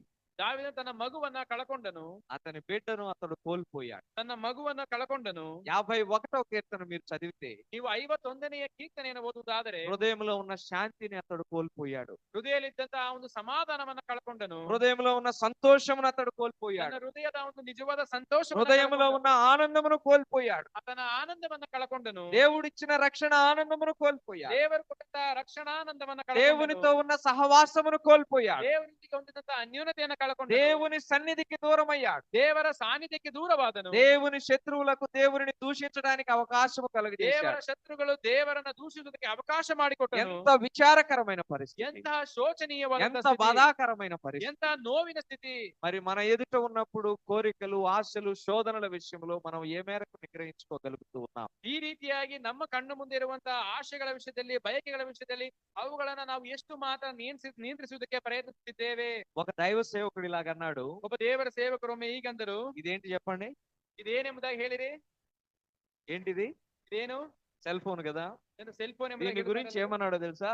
ಇದರ ಕುರಿತಾಗಿ ಅವರು ಹೇಳಿದ್ದೇನೆಂದರೆ, ఇది మంచి చెడ్డల తెలివినిచ్చే వృక్షం అంట. ಇದು ಒಳ್ಳೆಯದು ಕೆಟ್ಟದರ ಅರಿವನ್ನ ಮೂಡಿಸುವಂತಹ ವೃಕ್ಷ ಎಂದು ಕರೆಯುತ್ತಾರೆ. ఒప్పుకుంటారా ఒప్పుకోరా? ಒಪ್ಪಿಕೊಳ್ಳುತ್ತೀರಾ? ఇందులో మంచి ఉంది, చెడు కూడా. ಇದರಲ್ಲಿ ಒಳ್ಳೆಯದು ಉಂಟು, ಕೆಟ್ಟದ್ದು ಉಂಟು. ఇది మంచి చెడ్డల తెలివినిచ్చే వృక్షం అయితే ಇದು ಒಳ್ಳೆಯದರ ಕೆಟ್ಟದರ ಅರ್ಹನ್ನ ಮೂಡಿಸುವ దీని ವೃಕ್ಷವಾದರೆ ద్వారా రకరకాల కోరికలు పాపానికి ప్రేరేపిస్తూ ఉన్నాయి కదా మనల్ని. ಇದರ ಮೂಲಕವಾಗಿ ನಾನಾ ರೀತಿಯ ಪಾಪಕ್ಕೆ ಪ್ರೇರೇಪಣೆಯನ್ನ ನಮಗಿದು ಉಂಟು ಮಾಡುತ್ತಿದೆ ಅಲ್ಲವೇ? యవ్వన ప్రాయంలో ಯೌವನ ಪ್ರಾಯದಲ್ಲಿ పాపములో పడవేయటానికి ಪಾಪದಲ್ಲಿ ಬೀಳದವರು దేవుడు మనకు ನಮಗೆ మేలుకరమైన ఒక ఆయుధాన్ని ఇస్తే, ದೇವರು ನಮಗೆ ಮೇಲನ್ನುಂಟು ಮಾಡುವ ಒಂದು ಆಯುಧವನ್ನು ಕೊಡುವುದಾದರೆ దీన్ని మనము సాతాను కొరకు ఉపయోగిస్తూ ఉన్నాం. ಇದನ್ನ ನಾವು ಸೈತಾನನ ವಿಷಯದಲ್ಲಿ ಉಪಯೋಗಿಸುತ್ತಿದ್ದೇವೆ. పాపము కొరకు ఉపయోగిస్తూ ఉన్నాం. ಪಾಪದ ಕಾರಣಗಳಿಗಾಗಿ ఇందులో ಉಪಯೋಗಿಸುತ್ತಿದ್ದೇವೆ. చూచేటటువంటి దృశ్యాలు, ಇದರಲ್ಲಿ ನಾವು ನೋಡುವಂತಹ ಸಂಗತಿಗಳು, ఇందులో వినేటటువంటి విషయాలు, ಇದರಲ್ಲಿ ನಾವು ಕೇಳುವಂತಹ ಸಂಗತಿಗಳು, ఇందులో మనము రీసెర్చ్ చేసేటటువంటి విషయాలు, ಇದರಲ್ಲಿ ನಾವು ಹುಡುಕುವಂತಹ ఇందులో ಸಂಗತಿಗಳು, మనం గూగుల్ చేసేటటువంటి విషయాలు, ಇದರಲ್ಲಿ ನಾವು ಗೂಗಲ್ ಮಾಡುವಂತಹ ಸಂಗತಿಗಳು, in what way they are taking us, ಅದು ನಮ್ಮನ್ನ ಯಾವ ಮಾರ್ಗದ ಕಡೆಗೆ ಕರ್ಕೊಂಡು ఏ ಹೋಗುತ್ತಿದೆ, మార్గంలో అవి మనల్ని తీసుకుని వెళ్తూ ಅವು ఉన్నాయి. ನಮ್ಮನ್ನ ಯಾವ ಮಾರ್ಗದಲ್ಲಿ ಕರ್ಕೊಂಡು ಹೋಗುತ್ತಿವೆ. పాపం వైపా, ప్రభు వైపా, ಅದು ಕರ್ತನ ಕಡೆಗೋ, ಪಾಪದ ಕಡೆಗೋ, సాతాను వైపా, దేవుని వైపా, ದೇವರ ಕಡೆಗೋ, ಸೈತಾನನ ಕಡೆಗೋ, లోకం వైపా, సంఘం వైపా, ಸಭೆಯ ಕಡೆಗೋ, ಲೋಕದ ಕಡೆಗೋ, వాక్యం వైపా, పాపం వైపా. ವಾಕ್ಯದ ಕಡೆಗೋ, ಪಾಪದ ಕಡೆಗೋ. ఒకసారి ఆలోచన చేయండి ప్రభునందు ప్రియమైన వారలారా. ಕರ್ತನಲ್ಲಿ ಪ್ರಿಯರಾದವರು ಒಮ್ಮೆ ಆಲೋಚನೆ ಮಾಡಿ ನೋಡಿರಿ. ఇలాంటి ఒక పళ్ళెమున్న ఆహారము దానియేలు ముందు పెట్టి, ಈ ರೀತಿಯಾದಂತಹ ಒಂದು ಅಪವಿತ್ರವಾದಂತಹ ಆಹಾರವನ್ನು ದಾನಿಯೇಲನ ಮುಂದೆ ಇಟ್ಟಾಗ, నన్ను నేను అపవిత్రపరుచుకోను అన్నాడు. ನನ್ನನ್ನು ನಾನು ಅಪವಿತ್ರ ಮಾಡಿಕೊಳ್ಳುವುದಿಲ್ಲ ಎಂದು ಹೇಳಿದನು. దేవుని మీద వేచి ఉన్నాడు. ದೇವರನ್ನ ನಿರೀಕ್ಷಿಸಿದನು. చెప్తూ ఉన్నాడు, ಹೇಳುತ್ತಿದ್ದಾನೆ, మాకు ఆహారము, మాంసాహారము, రాజు తినే అద్భుతమైన ఆహారం వద్దు, ನಮಗೆ ಮಾಂಸಾಹಾರವಾಗಲಿ ರಾಜನು ತಿನ್ನುವ ಆಹಾರವಾಗಲಿ ಬೇಡ. మాకు శాకాహారం ఇప్పించండి, ನಮಗೆ ಸೊಪ್ಪು ಸದೆಗಳನ್ನ ಕೊಡಿರಿ. మమ్మల్ని 10 రోజులు పరీక్షించండి. ನಮ್ಮನ್ನ 10 ದಿವಸಗಳ ಕಾಲ ಪರೀಕ್ಷಿಸಿ ನೋಡಿರಿ. ఈ పరీక్ష తర్వాత ಈ ಪರೀಕ್ಷೆಯ ನಂತರ మేమందరికంటే మంచిగా ఉంటే ನಾವು ಎಲ್ಲರಿಗಿಂತ ಉತ್ತಮವಾಗಿ ಕಂಡು మాకు ಬಂದರೆ ఈ ఆహారమే పెట్టండి, ನಮಗೆ ಈ ಆಹಾರವನ್ನೇ ಉಣಬಡಿಸಿರಿ. లేదంటే మీరు చెప్పిన ఆహారమును మేము తింటాము. ಇಲ್ಲದಿದ್ದರೆ ನೀವು ಹೇಳುವ ಆಹಾರವನ್ನ ನಾವು ತಿನ್ನುತ್ತೇವೆ. There is a test, ಅಲ್ಲೊಂದು ಪರೀಕ್ಷೆ ಇದೆ. there is an exam. ಅಲ್ಲೊಂದು ಪರೀಕ್ಷೆ ಇದೆ. దానియేలు చెబుతూ ఉన్నాడు, ಇಲ್ಲಿ ದಾನಿಯೇಲನು ಹೇಳುತ್ತಿದ್ದಾನೆ, దేవుని పైన ఆధారపడుతూ ఉన్నాడు, ದೇವರ ಮೇಲೆ ಆಧಾರ దేవుని పైన వేచి ఉంటూ ఉన్నాడు. ದೇವರನ್ನ ఈ ನಿರೀಕ್ಷಿಸಿಕೊಂಡಿದ್ದಾನೆ. శోధన నుండి, ಈ ಶೋಧನೆಯಿಂದ, ఈ ఆశ నుండి, ಈ ಆಶೆಯಿಂದ, ఈ పాపము నుండి, ಈ ఈ ಪಾಪದಿಂದ, అపవిత్రమైన కార్యము ಈ నుండి ಅಪವಿತ್ರವಾದಂತಹ దేవుడు ಕಾರ್ಯದಿಂದ నన్ను తప్పిస్తాడని దేవుని మీద వేచి ఉన్నాడు. ದೇವರು ನನ್ನನ್ನು ತಪ್ಪಿಸ್ತಾನೆ ಎಂಬುದಾಗಿ ದೇವರನ್ನ He ನಿರೀಕ್ಷಿಸಿಕೊಂಡಿದ್ದಾನೆ. waited upon the Lord during the temptation. ಆ ಒಂದು ದುಷ್ಪ್ರೇರಣೆಯ ಸಮಯದಲ್ಲಿ ದೇವರ ಮೇಲೆ ನಿರೀಕ್ಷೆ ಹೊಂದಿದವನಾಗಿದ್ದನು. శోధనలో దేవుని వైపు మనము చూడాలి. ಆ ಒಂದು ಶೋಧನೆಗಳ ನಡುವೆ ನಾವು ದೇವರನ್ನ ದೃಷ್ಟಿಸಿ ನೋಡಬೇಕು. దేవుని పైన మనము ఆధారపడాలి. ನಾವು ದೇವರ ಮೇಲೆ ಆತುಕೊಳ್ಳಬೇಕು. దేవుని పైన వేచి ఉండాలి. ದೇವರನ್ನೇ ನಿರೀಕ್ಷಿಸಿಕೊಂಡಿರಬೇಕು. శోధనకు తలొకి ನಾವು ಶೋಧನೆಗೆ ಒಳಗಾಗಿ క్షణిక ఆవేశంలో ಆ ಒಂದು ಕ್ಷಣಿಕವಾದಂತಹ ಆವೇಶದಲ್ಲಿ మన సొంత ఆలోచనను అనుసరిస్తే ನಮ್ಮ ಸ್ವಂತ ಆಲೋಚನೆಗಳನ್ನು ಅನುಸರಿಸುವುದಾದರೆ దావీదు వలె పడిపోతాం. ದಾವಿದನ ಹಾಗೆಯೇ ಬಿದ್ದು ಹೋಗುತ್ತೇವೆ. దేవుని పైన ఆధారపడితే, ದೇವರನ್ನ ಆತುಕೊಂಡರೆ, దేవుని పైన వేచి ఉంటే ದೇವರನ್ನ ನಿರೀಕ್ಷಿಸಿಕೊಂಡಿದ್ದರೆ దానియేలు వలె వర్ధిల్లుతాము. ದಾನಿಯೇಲನ ಹಾಗೆ ಬೆಳೆಯುತ್ತೇವೆ. తేడా ఉంది, అర్థమైంది కదా? ಎರಡರಲ್ಲಿರುವಂತಹ ವ್ಯತ್ಯಾಸ ನಿಮ್ಗೆ ಅರ್ಥವಾಯಿತಲ್ಲವೇ? దయచేసి ఆలోచన చేయండి. ದಯಮಾಡಿ ಆಲೋಚನೆ ಮಾಡಿರಿ. శోధన ఒక మనిషి రూపంలో మీ దగ్గరికి వచ్చిన, ಶೋಧನೆಯು ಒಂದು ಮನುಷ್ಯನ ರೂಪದಲ್ಲಿ ನಿಮ್ಮ ಬಳಿಗೆ ಬಂದರು. శోధన డబ్బు రూపంలో మీ దగ్గరికి వచ్చిన, ಶೋಧನೆಯು ಹಣದ ರೂಪದಲ್ಲಿ ನಿಮ್ಮ ಬಳಿಗೆ ಬಂದರು. శోధన సెల్ ఫోన్ రూపంలో మీ దగ్గరికి వచ్చిన, ಶೋಧನೆಯು ಸೆಲ್ ಫೋನ್ ರೂಪದಲ್ಲಿ ನಿಮ್ಮ ಬಳಿಗೆ ಬಂದರು. హృదయంలో నుండి వచ్చే ఆలోచనల రూపంలో మీ దగ్గరికి వచ్చిన, ಹೃದಯದಲ್ಲಿ ಒಂದು ಆಲೋಚನೆ ರೂಪದಲ್ಲಿ ನಿಮ್ಮ ಬಳಿಗೆ ಬಂದರು. దయచేసి మీ స్వంత ఆలోచనను అనుసరించి నడవద్దు, ದಯಮಾಡಿ ನಿಮ್ಮ ಸ್ವಂತ ಆಲೋಚನೆಗಳನ್ನು ಅನುಸರಿಸಿ ನಡೆಯಬೇಡಿ. శోధనలో పడిపోవద్దు. ಶೋಧನೆಗೆ ಒಳಗಾಗಬೇಡಿರಿ. దేవుని వైపు చూడండి, ದೇವರ ಕಡೆಗೆ ದೃಷ್ಟಿಸಿ ನೋಡಿರಿ. దేవుని మీద ఆధారపడండి, ದೇವರನ್ನ ಆಧಾರ ಮಾಡಿಕೊಂಡು దేవుని మీద వేచి ఉండండి. ప్రభునందు ప్రియమైన వారలారా, ನನ್ನ ಕರ್ತನಿಗೆ ಪ್ರಿಯರಾದವರೇ, ದೇವರನ್ನ ನಿರೀಕ್ಷಿಸಿಕೊಂಡಿರಿ. దేవుని మీద వేచి ఉన్న దానియేలు వర్ధిల్లాడు, ಇಲ್ಲಿ ದೇವರನ್ನ ನಿರೀಕ್ಷಿಸಿಕೊಂಡಿದ್ದಂತ ದಾನಿಯೇಲನು ವರ್ಧಿಸಿದನು. దేవుని మీద వేచి ఉన్న యోసేపు వర్ధిల్లాడు. ದೇವರ ಮೇಲೆ ಆಧಾರಗೊಂಡಿದ್ದಂತಹ ಯೋಸೇಫನು ವರ್ಧನೆಗೆ ఈ ಒಳಗಾದನು. ఉదయకాల సమయంలో నీవు నేను కూడా దేవుని మీద అలాగునే వేచి ఉందాం, ఆధారపడదాం. ಈ ರೀತಿಯಾಗಿ ಬೆಳಗಿನ ಜಾವದಲ್ಲಿ ನಾವುಗಳು ಕೂಡ ಕರ್ತನ ಮೇಲೆ ಆಧಾರ ಹೊಂದಿದವರಾಗಿ ಆತನನ್ನ ನಿರೀಕ್ಷಿಸುವರಾಗಿರೋಣ. సహజంగా యవనస్తులకు వచ్చే శోధనలు ఏమిటనేది ఒకసారి మనం తెలుసుకుందాం. ಇತ್ತೀಚಿನ ದಿವಸಗಳಲ್ಲಿ ಯವನಸ್ಥರಿಗೆ ಬರುವಂತಹ ಶೋಧನೆಗಳು ಏನೆಂಬುದಾಗಿ ನಾವು ಒಮ್ಮೆ ತಿಳಿದುಕೊಳ್ಳೋಣ. ఎవరైనా చెప్పగలరా? ಯಾರು ಹೇಳ್ತೀರಾ? అన్న, ఇలాంటి శోధనల గుండా మేము వెళుతూ ఉన్నాం, ಅಣ್ಣ, ಇಂತಹ ಶೋಧನೆಗಳ ಮೂಲಕ ನಾವು ಹಾದು ಹೋಗುತ್ತಿದ್ದೇವೆ. అలా నలుగురు మధ్యలో చెప్తే ఏమనుకుంటారో అనుకునేటటువంటి వారు ఉండొచ్చు, కానీ ಇಲ್ಲಿ 4 ಜನರ ಮುಂದೆ ನಾವು ಹೇಳಿದರೆ ಏನಂದುಕೊಳ್ಳುತ್ತಾರೆ ಎಂಬುದಾಗಿ ಅಂದುಕೊಳ್ಳೋರು ಇರಬಹುದು. యవన ప్రాయంలో వచ్చే శోధనలు ఎలాగుంటాయంటే, ಯೌವನ ಪ್ರಾಯದಲ್ಲಿ ಬರುವಂತಹ ಶೋಧನೆಗಳು ಹೇಗಿರ್ತದೆಂದರೆ, సహజంగా కొంతమంది ಕೆಲವರು they will get attracted to opposite genders. ಆ ಒಂದು ವಿರುದ್ಧವಾದಂತಹ ಅಥವಾ ವಿರುದ್ಧವಾದಂತಹ ಲಿಂಗದ ವಿಷಯದಲ್ಲಿ ಅವರು ఆపోజిట్ జెండర్ ಆಕರ್ಷಣೆಗೊಳಗಾಗುತ್ತಾರೆ. అట్రాక్షన్ అనేది ఉంటుంది. ಆ ಒಂದು ಆಕರ್ಷಣೆ ಎಂಬುದಾಗಿ ಕರೆಯುತ್ತಾರೆ. There will be some habits also they try to attract us. ಅವರನ್ನ ಸೆಳೆಯುವುದಕ್ಕಾಗಿ ಆಕರ್ಷಣೆ ಉಂಟು ಮಾಡೋದಕ್ಕಾಗಿ ಕೆಲವು ಹವ್ಯಾಸಗಳನ್ನ ಮಾಡ್ತಾರೆ. మనలను కొన్ని అలవాట్లు కూడా ప్రేరేపిస్తాయి కదండి. ಕೆಲವು ಹವ್ಯಾಸಗಳು ಕೂಡ ಪ್ರೇರೇಪಣೆಯನ್ನು ನೀಡುತ್ತವೆ. I want to quote a practical example that happened in my life. ನನ್ನ ಜೀವಿತದಲ್ಲಿ ಆದಂತಹ ಒಂದು ಪ್ರಾಯೋಗಿಕವಾದಂತಹ ಒಂದು ವಿಷಯವನ್ನು ಉಲ್ಲೇಖಿಸಿ I was ಹೇಳುತ್ತೇನೆ. in my BTech second year. ನಾನು ನನ್ನ ಬಿಟೆಕ್ ನ 2ನೇ ವರ್ಷದಲ್ಲಿದ್ದೇನು. By God's grace, I did well in my academics. ನಾನು ನನ್ನ ದೇವರ ಕೃಪೆಯಿಂದ ನನ್ನ ಒಂದು ಪಠ್ಯದ ವಿಷಯಗಳಲ್ಲಿ ನಾನು ಚೆನ್ನಾಗಿ ಓದುತ್ತಿದ್ದೇನು. సెకండ్ ఇయర్ లో నా ప్రాణ స్నేహితుడు, అత్యంత ప్రియమైన స్నేహితుడు ఒకసారి బీచ్ కి తీసుకొని వెళ్ళాలని బైక్ తీసుకొని రమ్మన్నాడు. 2ನೇ ವರ್ಷದಲ್ಲಿ ನನ್ನ ಪ್ರಾಣಕ್ಕೆ ಹತ್ತಿರವಾದಂತ ನನ್ನ ಸ್ನೇಹಿತನು ಆ ಒಂದು ಸಮುದ್ರ ತೀರಕ್ಕೆ ನನ್ನನ್ನು ಕರ್ಕೊಂಡು ಹೋದನು. We both were traveling on my bike. ನಾವಿಬ್ಬರು ನನ್ನ ಬೈಕ್ ನ ಮೂಲಕವಾಗಿ మా ಹೋಗುತ್ತಿದ್ದೆವು. ఇంటి నుంచి ఆ బీచ్ 7 కిలోమీటర్ల దూరంలో ఉంటది. ನನ್ನ ಮನೆಯಿಂದ ಒಂದು ಸಮುದ್ರ ತೀರಕ್ಕೆ 7 ಕಿಲೋಮೀಟರ್ಗಳಷ್ಟು ದೂರ. బీచ్ దగ్గరికి వెళ్తూ ఉన్నప్పుడు ಆ ಒಂದು ಸಮುದ್ರ ತೀರದ ಬಳಿಗೆ మా ಹೋಗುತ್ತಿರುವಾಗ స్నేహితుడు బండి ఆపమన్నాడు. ನನ್ನ ಸ್ನೇಹಿತನು ಗಾಡಿಯನ್ನು ನಿಲ್ಲಿಸುವುದಕ್ಕೆ ಹೇಳಿದನು. బండి ఆపాను. ನಾನು నిಲ್ಲಿಸಿದೆನು. బీచ్ కి దగ్గరలో ఒక చిన్న గుడి ఉంది. ಆ ಒಂದು ದೇವಾಲಯದ ಹತ್ತಿರ ಒಂದು ದೇವಸ್ಥಾನವಿತ್ತು. ಆ ಗುಡಿలో ಒಂದು ತೀರ್ಥಂ ಸಮುದ್ರದ ಇస్తారు. ಬಳಿಯಲ್ಲಿ ದೇವಸ್ಥಾನವಿತ್ತು. ఆ గుడిలో తీర్థం ఇస్తారు. ಆ ಒಂದು ದೇವಸ್ಥಾನದಲ್ಲಿ ತೀರ್ಥ అది ಕೊಡ್ತಾರೆ. పవిత్రమైన గుడి కాదు, అపవిత్రమైన గుడి అది. ಅದು ಒಳ್ಳೆಯ ದೇವಸ್ಥಾನವಾಗಿರಲಿಲ್ಲ, ಅದು ಅಪವಿತ್ರವಾದಂತಹ సెకండ్ ದೇವಸ್ಥಾನವಾಗಿತ್ತು. ఇయర్ అంటే 18-19 years old. I am just 18-19 years old. BTech second year ಎಂಬುದಾಗಿ ಹೇಳುವಾಗ 18-19 ವಯಸ್ಸುಳ್ಳವನಾಗಿರಬಹುದು. బండి ఆపి ಗಾಡಿಯನ್ನು ನಿಲ್ಲಿಸಿ ఆ బాటిల్స్ తీసుకొని ಆ ಬಾಟಲ್ ಗಳನ್ನ ತೆಗೆದುಕೊಂಡು బీచ్ వరకు తీసుకొని వెళ్ళాడు. ನಾವು ಆ ಒಂದು ಸಮುದ್ರ ತೀರಕ್ಕೆ ಹೋದೆವು. బాగానే ఉంది. ಚೆನ್ನಾಗೇ ಇತ್ತು. మన జోలికి రాడు అనుకున్నాను, నా జోలికి రాడు అనుకున్నాను. ನನ್ನ ವಿಷಯಕ್ಕೆ ಅವನು ಬರೋದಿಲ್ಲ ಅಂತ ಅಂದುಕೊಂಡೆನು. కూర్చున్నాడు, ಕೂತ್ಕೊಂಡನು. నన్ను కూడా కూర్చోమన్నాడు. ನನ್ನನ್ನು ಕೂಡ ಕೂತ್ಕೊಳ್ಳೋದಕ್ಕೆ ಹೇಳಿದನು. కూర్చున్నాను. ಕೂತ್ಕೊಂಡೇನು. 2 గ్లాసులు పెట్టాడు. 2 ಗ್ಲಾಸ್ಗಳನ್ನು ಇಟ್ಟನು. అక్కడ ఇంకొంచెం ఆలోచన వచ్చింది. ಅಲ್ಲಿ ಇನ್ನೂ ಆಲೋಚನೆ ಬಂದಿತ್ತು.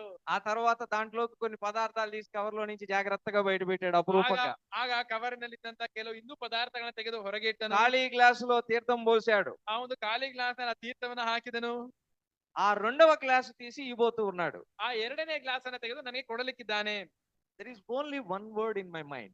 ಆ ಸಮಯದಲ್ಲಿ ನನ್ನ ಮನಸ್ಸಿನಲ್ಲಿ ಒಂದೇ ಒಂದು ಪದ, దీన్ని గనక నేను పుచ్చుకుంటే ಇದನ್ನ ನಾನು ಕುಡಿಯುವುದಾದರೆ దేవుని దృష్టికి నేను ఘోరమైన పాపము చేసిన వాడనవుతానని ದೇವರ ದೃಷ್ಟಿಯಲ್ಲಿ ಘೋರವಾದ ಪಾಪವನ್ನ ಮಾಡಿದವನಾಗಿ ನಾನು ಕಂಡು ಬರುತ್ತೇನೆ. సండే స్కూల్ నుంచి వింటూ వస్తున్న వాక్యము ఒక్కసారి హృదయమును ప్రేరేపించి, ಸಂಡೇ ಸ್ಕೂಲ್ ನಿಂದ ಭಾನುವಾರ ಶಾಲೆಯಿಂದ ನಾನು ಕೇಳುತ್ತಾ ಬಂದಂತಹ ಒಂದು ವಾಕ್ಯವು ನನ್ನ ಹೃದಯಕ್ಕೆ ಆ ಸಮಯದಲ್ಲಿ ಬಂತು. ఎదురుగుండా ప్రాణ స్నేహితుడు ఉన్నాడు.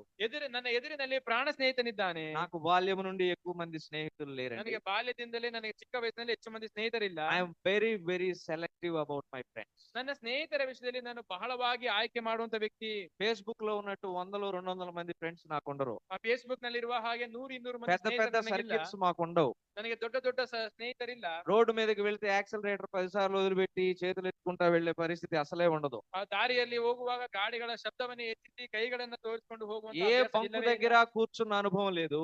ಯಾವ ಪಬ್ಬಿನ ಬಳಿಯಲ್ಲಿ ಕುಳಿತ ಅನುಭವವೂ ఏ ಇಲ್ಲ. గోడ మీద కూర్చున్న అనుభవం లేదు. ಯಾವ ಗೋಡೆಗಳ ಮೇಲೆ ಕುಳಿತ ಅನುಭವವೂ ಇಲ್ಲ. But I love cricket. I played cricket with passion. ಆದ್ರೆ ನನಗೆ ಕ್ರಿಕೆಟ್ ಬಹಳ ಇಷ್ಟವಾಗುತ್ತಿತ್ತು. ಅದನ್ನ ನಾನು ಬಹಳ ಉತ್ಸಾಹದಿಂದ ಆಡುತ್ತಿದ್ದೆನು. మా జిల్లా అండర్ 16 కి క్రికెట్ ఆడటానికి ప్రభు చూపాడు జిల్లా లెవెల్లో. ಆ 16ನೇ ವರ್ಷದ ಪ್ರಾಯದ ಕೆಳಗಿರುವವರೆಗೆ ಜಿಲ್ಲಾ ಮಟ್ಟದ ಕ್ರಿಕೆಟ್ ತಂಡದಲ್ಲಿ ಆಡುವುದಕ್ಕೆ ನನಗೆ ಕರ್ತನು మనకు ಕೃಪೆ ಕೊಟ್ಟನು. తెలిసింది 4. ನನಗೆ ತಿಳಿದದ್ದು 4. స్కూలు, ಶಾಲೆ, ಕಾಲೇಜು, చర్చు, ಸಭೆ, ఇల్లు, ಮನೆ, ప్లే గ్రౌండ్. క్రీడాంగಣ. అంతే. ఈ 4తోనే మన పని. ಇಷ್ಟರಲ್ಲೇ ನನ್ನ ಕೆಲಸಗಳು. క్రొత్తదేదో పరిచయం చెయ్యాలని ಹೊಸದಾಗಿ ಒಂದನ್ನ ಪರಿಚಯ ಮಾಡಬೇಕೆಂದು అప్పుడు రక్షణ పొందినటువంటి క్రొత్త దినాలు అవి. ನಾನು ರಕ್ಷಣೆ ಹೊಂದಂತಹ ಆರಂಭದ ದಿನಗಳವುಗಳಾಗಿ సాతానుడు ప్రాణ స్నేహితుడి ద్వారా శోధిస్తూ ఉన్నాడు. ಸೈತಾನನು ಪ್ರಾಣ ಸ್ನೇಹಿತನ ಮೂಲಕವಾಗಿ ನನ್ನನ್ನು If I don't ಶೋಧಿಸುತ್ತಿದ್ದಾನೆ. take that glass with my hand, ನಾನು ಆ ಒಂದು ಗ್ಲಾಸ್ ಅನ್ನ ನನ್ನ ಕರಗಳಲ್ಲಿ ತೆಗೆದುಕೊಳ್ಳದೆ I ಹೋದರೆ am going to lose my dearest and best friend. ನನಗೆ ಬಹಳ ಹತ್ತಿರವಾದಂತಹ ಸ್ನೇಹಿತನನ್ನ ನಾನು ಕಳಕೊಳ್ಳಲಿಕ್ಕಿದ್ದೇನೆ. ఇక అతను తప్పిస్తే బీటెక్ లో నాతో మాట్లాడేవారు, నా పక్కన కూర్చునేవారు, నా హృదయాన్ని అర్థం చేసుకునేవారు లేరు. ಆ ವ್ಯಕ್ತಿಯನ್ನ ಬಿಟ್ಟರೆ ನನ್ನ ಬಳಿ ಕುಳಿತುಕೊಳ್ಳುವವರು, ಮಾತನಾಡುವವರು, ನನ್ನ ಹೃದಯವನ್ನು ಅರ್ಥ ಮಾಡಿಕೊಳ್ಳುವವರು ಬೇರೊಬ್ಬರಿಲ್ಲ. భయంకరమైన శోధన. ಭಯಂಕರವಾದಂತಹ ಶೋಧನೆ. వదులుకుంటే ప్రాణ స్నేహితుడినైనా వదులుకోవాలి. ಬಿಟ್ಟು ಕಳಕೊಂಡರೆ ಪ್ರಾಣ ಸ್ನೇಹಿತನನ್ನ ಕಳಕೊಳ್ಳ. దేవుడు నేర్పిన వాక్యాన్నైనా వదులుకోవాలి. ಇಲ್ಲದಿದ್ದರೆ ದೇವರು ಕಲಿಸಿದಂತಹ ವಾಕ್ಯವನ್ನ ಕಳಕೊಳ್ಳ. దేవుడు వేసిన పునాదులనైనా వదులుకోవాలి. ಆ ದೇವರು ಕಲಿಸಿಕೊಟ್ಟಂತಹ ಅಸ್ತಿವಾರಗಳನ್ನ రెంటి ಕಳಕೊಳ್ಳಬೇಕು. మధ్య ఇరుకునబడి ఉన్నాను. ಈ ಎರಡರ ನಡುವೆ ಸಿಕ್ಕಿಕೊಂಡಿದ್ದೆನು. ఒక ప్రక్క అతను అంటూ ఉన్నాడు, ಒಂದು ಕಡೆ ಕರ್ತನೆ ಹೇಳುತ್ತಿದ್ದಾನೆ, ఆగితే లోపల ఉన్నదంతా బయటకు వచ్చేస్తుంది. ಒಂದು ಕಡೆ ಆ ವ್ಯಕ್ತಿ ಹೇಳುತ್ತಿದ್ದಾನೆ, ನೀನು ಕುಡಿದರೆ ಒಳಗಿರುವುದೆಲ್ಲ ಹೊರಗೆ ಬರ್ತದೆ. అబద్ధం అనేది చెప్పరంట. ನೀನು ಸುಳ್ಳನ್ನೇ ಹೇಳುವುದೇ ಇಲ್ಲ ಎಂದು ಹೇಳ್ತಿದ್ದಾನೆ. మత్తు దిగిన తర్వాత ఇంటికి వెళ్ళొచ్చు, ఇంట్లో ఎవరో నిన్ను గుర్తుపడరు. ನಿನ್ನ ಒಂದು ಮತ್ತು ಇಳಿದ ನಂತರ ನೀನು ಮನೆಗೆ ಹೋಗಬಹುದು, ನಿನ್ನ ಮನೆಯಲ್ಲಿ ಯಾರು ఎన్ని ಗುರ್ತಿಡಿಯುವುದಿಲ್ಲ. సలహాలు వస్తున్నాయో చూడండి. ಎಷ್ಟು ಸಲಹೆಗಳು ಬರ್ತಿದೆ ನೋಡಿರಿ. పరిశుద్ధంగా జీవించడానికి మాత్రం కష్టం అవుతూ ఉంది. ಪರಿಶುದ್ಧವಾಗಿ ಜೀವಿಸುವುದಕ್ಕೆ ಮಾತ್ರ ಕಷ್ಟವಾಗುತ್ತಿದೆ. పాపములో పడిపోవడం మాత్రం చాలా సులభంగా ఉంది. ಆದರೆ ಪಾಪದಲ್ಲಿ ಬಿದ್ದು ಹೋಗುವಂತದ್ದು ಬಹಳ ಸುಲಭವಾಗಿದೆ. పాపానికి ఎన్ని దారులు వస్తున్నాయో చూడండి. ಪಾಪ ಮಾಡೋದಕ್ಕೆ ಎಷ್ಟು ದಾರಿಗಳು ಬರ್ತಿವೆ ನೋಡಿ. ఇంటికి వెళ్తే గుర్తుపట్టరు అంటున్నారు. ಮನೆಯಲ್ಲಿ ಹೋದ್ರೆ ಗುರ್ತಿಡಿಯುವುದಿಲ್ಲ. ఈ వయసులో కాకపోతే ఇంకెప్పుడు అంటున్నారు. ಈಗ ಈ ವಯಸ್ಸಿನಲ್ಲಿ ಏನು ಮಾಡದಿದ್ದರೆ రుచి చూచి వదిలేయి అంటున్నారు. ರುಚಿ ಮಾಡಿ ನೋಡಿ ಬಿಟ್ಟು ಬಿಡು. ఏమీ కాదంటున్నారు. ಏನು ಆಗುದಿಲ್ಲ ಅಂತ ఇన్ని ಹೇಳ್ತಿದ್ದಾರೆ. రకాలుగా ప్రేరేపిస్తూ ఉన్నప్పుడు ಇಷ್ಟು ರೀತಿಯಲ್ಲಿ ನನ್ನನ್ನು ಪ್ರೇರೇಪಿಸುತ್ತಿರುವಾಗ I did only one thing. ನಾನು ಮಾಡಿದ ಒಂದೇ ಕೆಲಸ. స్నేహమును వదులుకోవడానికి సిద్ధపడి ఒకే ఒక మాట చెప్పాను. ನನ್ನ ಸ್ನೇಹವನ್ನ ಕಳಕೊಳ್ಳುವುದಕ್ಕೆ ಸಿದ್ಧನಾಗಿ ಒಂದು ಮಾತನ್ನ ఇఫ్ ಹೇಳಿದೆ. యు డూ దిస్ అగైన్, ಇದನ್ನು ನೀನು ಪುನಃ ಮತ್ತೊಮ್ಮೆ దిస్ ಮಾಡಿದರೆ will be our last meet. ಇದುವೇ ನಮ್ಮ ಕೊನೆಯ ಭೇಟಿಯಾಗಿರುತ್ತದೆ. ఇక మరలా మనము ఒకరినొకరం కలుసుకునే ప్రసక్తే లేదు. ಮತ್ತೊಮ್ಮೆ ನಾವು ಈ ರೀತಿಯಾಗಿ ಭೇಟಿ ಮಾಡುವ ಅವಕಾಶವಿರುವುದಿಲ್ಲ. ప్రభునందు ప్రియమైన వారలారా, ಕರ್ತನಿಗೆ ಪ್ರಿಯರಾದವರೇ, ఇది కేవలము ఒక్క సంఘటన మాత్రమే. ಇದು ಒಂದೇ ಒಂದು ಘಟನೆ ಮಾತ್ರವೇ. జీవితంలోని ప్రతి అడుగులో రకరకాల మలుపుల్లో ನಮ್ಮ ಜೀವಿತದ ಪ್ರತಿಯೊಂದು ಹೆಜ್ಜೆಯಲ್ಲೂ ಪ್ರತಿಯೊಂದು ಮಾರ್ಗದಲ್ಲೂ సాతానుడు రకరకాల ఆశలను కలగజేసి ಸೈತಾನನು ವಿವಿಧ ರೀತಿಯ ಆಶೆಗಳನ್ನುಂಟು ಮಾಡಿ పాపములో పడవేయాలని ఎంతగానో ప్రయత్నించాడు. ನಮ್ಮನ್ನ ಪಾಪದಲ್ಲಿ ಬೀಳಿಸುವುದಕ್ಕೆ ಎಷ್ಟೋ ಪ್ರಯತ್ನಗಳನ್ನ ಮಾಡುತ್ತಾನೆ. వివాహ సమయంలో కూడా ವಿವಾಹದ ಸಮಯದಲ್ಲೂ ಕೂಡ there came an opportunities like, ಆ ರೀತಿಯಾದಂತಹ ಅವಕಾಶಗಳು ನನಗೆ ಬಂತು. జీతం ఎక్కువ, ఆస్తులు ఉన్నాయి, అవి ఉన్నాయి, ఇవి ఉన్నాయి, ఇంకొకటి ఉన్నాయి. ಆಸ್ತಿ ಹೆಚ್ಚಾಗಿದೆ, ಸಂಬಳ ಹೆಚ್ಚಾಗಿದೆ, ಈ ರೀತಿಯಾಗಿ ಅನೇಕ ಸಂಗತಿಗಳು ಉಂಟು ಎಂಬುದಾಗಿ ಹೇಳಿದರು. నీకు దేవుడు ముఖ్యమా, ನಿನಗೆ ದೇವರು ಮುಖ್ಯವೋ, ఎదుటి వారి యొక్క జీతము, జీవిత భాగస్వామి యొక్క ఆస్తి, అందం ముఖ్యమా అనే పరిస్థితి. ನಿನ್ನ ಎದುರಿಗಿರುವಂತಹ ನಿನ್ನ ಹೆಂಡತಿಯ ಅಥವಾ ನಿನ್ನ ಪತ್ನಿಯ ಬಾಳ ಸಂಗಾತಿಯ ಆಸ್ತಿ ಅಂತಸ್ತು ಮುಖ್ಯವೆಂದು ఆయన లేకపోతే మనం లేదు. ಆತನಿಲ್ಲದಿದ್ದರೆ ನಾನಿಲ್ಲ. ప్రభువా మీరే ముఖ్యం. ಕರ್ತನೆ ನೀನೇ ಮುಖ್ಯ. కోరుకోనివన్నీ ನಾನು ಕೋರಿಕೊಂಡದೆಲ್ಲವೂ ದೊರಕಿತು. దేవుని మీద ఆధారపడండి. ದೇವರ ಮೇಲೆ ಆತುಕೊಳ್ಳಿರಿ. దేవుని మీద వేచి ఉండండి. ದೇವರನ್ನ ನಿರೀಕ್ಷಿಸಿರಿ. Wait upon the lord. ಕರ್ತನನ್ನ ನಿರೀಕ್ಷಿಸಿರಿ. Don't get hurry. ಅವಸರ ಪಡಬೇಡಿರಿ. యవన ప్రాయంలో ఉడుకు రక్తం కదా, బాయిలింగ్ బ్లడ్ అంటాం. ಆ ಯೌವನ ಪ್ರಾಯದಲ್ಲಿ ಕುದಿಯುವ ರಕ್ತ ಎಂಬುದಾಗಿ ಹೇಳುತ್ತೇವೆ. ఒక తమ్ముడు అన్నాడు, నా చెయ్యిని ఒకసారి కోసి రక్తం ముట్టుకున్నా సరసర మరిగిపోతుంటదంట. ಒಬ್ಬ సహోదరి ಹೇಳಿದನು, ನನ್ನ ಕೈಯನ್ನು ಕಟ್ ಮಾಡಿ ನೀನು ರಕ್ತವನ್ನ ನೋಡು, ಅದು ತರತರ ಎಂಬುದಾಗಿ ಕುದಿಯುವ. దేనికి మరిగిపోయేది? ಯಾವುದಕ್ಕಾಗಿ ಕುದಿಯುತ್ತಿದೆ? తల్లిదండ్రుల మీద ఎదురు తిరగడానిక? ತಂದೆ ತಾಯಿ ಪೋಷಕರ ವಿರುದ್ಧ ತಿರುಗಿ స్నేహితులతో కలిసి అల్లరి వ్యాపారములు చేయడానిక? ಸ್ನೇಹಿತರೊಂದಿಗೆ ಸೇರಿ ಇಲ್ಲದಂತಹ ವ್ಯಾಪಾರಗಳು ಮಾಡುವುದಕ್ಕ? బూతులు మాట్లాడటానిక? ಕೆಟ್ಟ ಮಾತುಗಳನ್ನು విషಯಗಳನ್ನು పాప ಮಾತನಾಡುವುದಕ್ಕ, దృశ్యములు చూడటానిక, ಪಾಪದ ದೃಶ್ಯಗಳನ್ನು ನೋಡುವುದಕ್ಕ, దేహముతో పాపము జరిగించడానిక, ದೇಹದ ಮೂಲಕವಾಗಿ ಪಾಪಗಳನ್ನು ఈ ಮಾಡುವುದಕ್ಕ, రక్తము దేనికి మరుగుతూ ఉందట? ಈ ರಕ್ತವು ಯಾವುದಕ್ಕಾಗಿ ಕುದಿಯುತ್ತಿದೆ? అయ్యో, ఆశ నిగ్రహము అక్కడే రావాలి. ಅಲ್ಲಿಯೇ ಆಶೆಗಳ ನಿಯಂತ್ರಣವು ಬರಬೇಕು. ఈ మరిగే రక్తాన్ని కొంచెం మనం కంట్రోల్ చేసుకోవాలి. ಈ ಕುದಿತಿರುವಂತಹ ರಕ್ತವನ್ನ ಸ್ವಲ್ಪ ನಾವು ఆశ ನಿಯಂತ್ರಣಕ್ಕೆ ತರಬೇಕು. నిగ్రహము అంటే సెల్ఫ్ కంట్రోల్ అంటాం. ಆಶೆಯ ನಿಯಂತ್ರಣ ಎಂದು ಹೇಳುವಾಗ ಸ್ವ ನಿಯಂತ್ರಣ ಎಂದು ಹೇಳುತ್ತೇವೆ. యు డోంట్ హ్యావ్ కంట్రోల్, ನಿಮಗೆ ನಿಯಂತ್ರಣವಿಲ್ಲದಿದ್ದರೆ you will definitely gets down fall. ನೀವು ಖಂಡಿತವಾಗಿ ಬಿದ್ದು ಹೋಗುತ್ತೀರಿ. అవును కదండి, ఒక కారు వేగంగా వెళ్తుంది, దానికి బ్రేక్ లేకపోతే పరిస్థితి ఏంటి? ಒಂದು ಕಾರು ವೇಗವಾಗಿ ಚಲಿಸುತ್ತಿದೆ, ಆದರೆ ಅದಕ್ಕೆ ಬ್ರೇಕ್ ಇಲ್ಲದಿದ್ದರೆ ಪರಿಸ್ಥಿತಿ ಏನು? మనకెంత ప్రమాదమో ఎదురుగా వచ్చేటటువంటి వారికి కూడా అంటే. ನಮಗೆ ಎಷ್ಟು ಅಪಾಯಕರವೋ ನಮ್ಮ ಎದುರಿಗೆ ಬರುವಂತವರಿಗೂ ಅಷ್ಟೇ ಅಪಾಯಕರವಾಗಿರುತ್ತದೆ.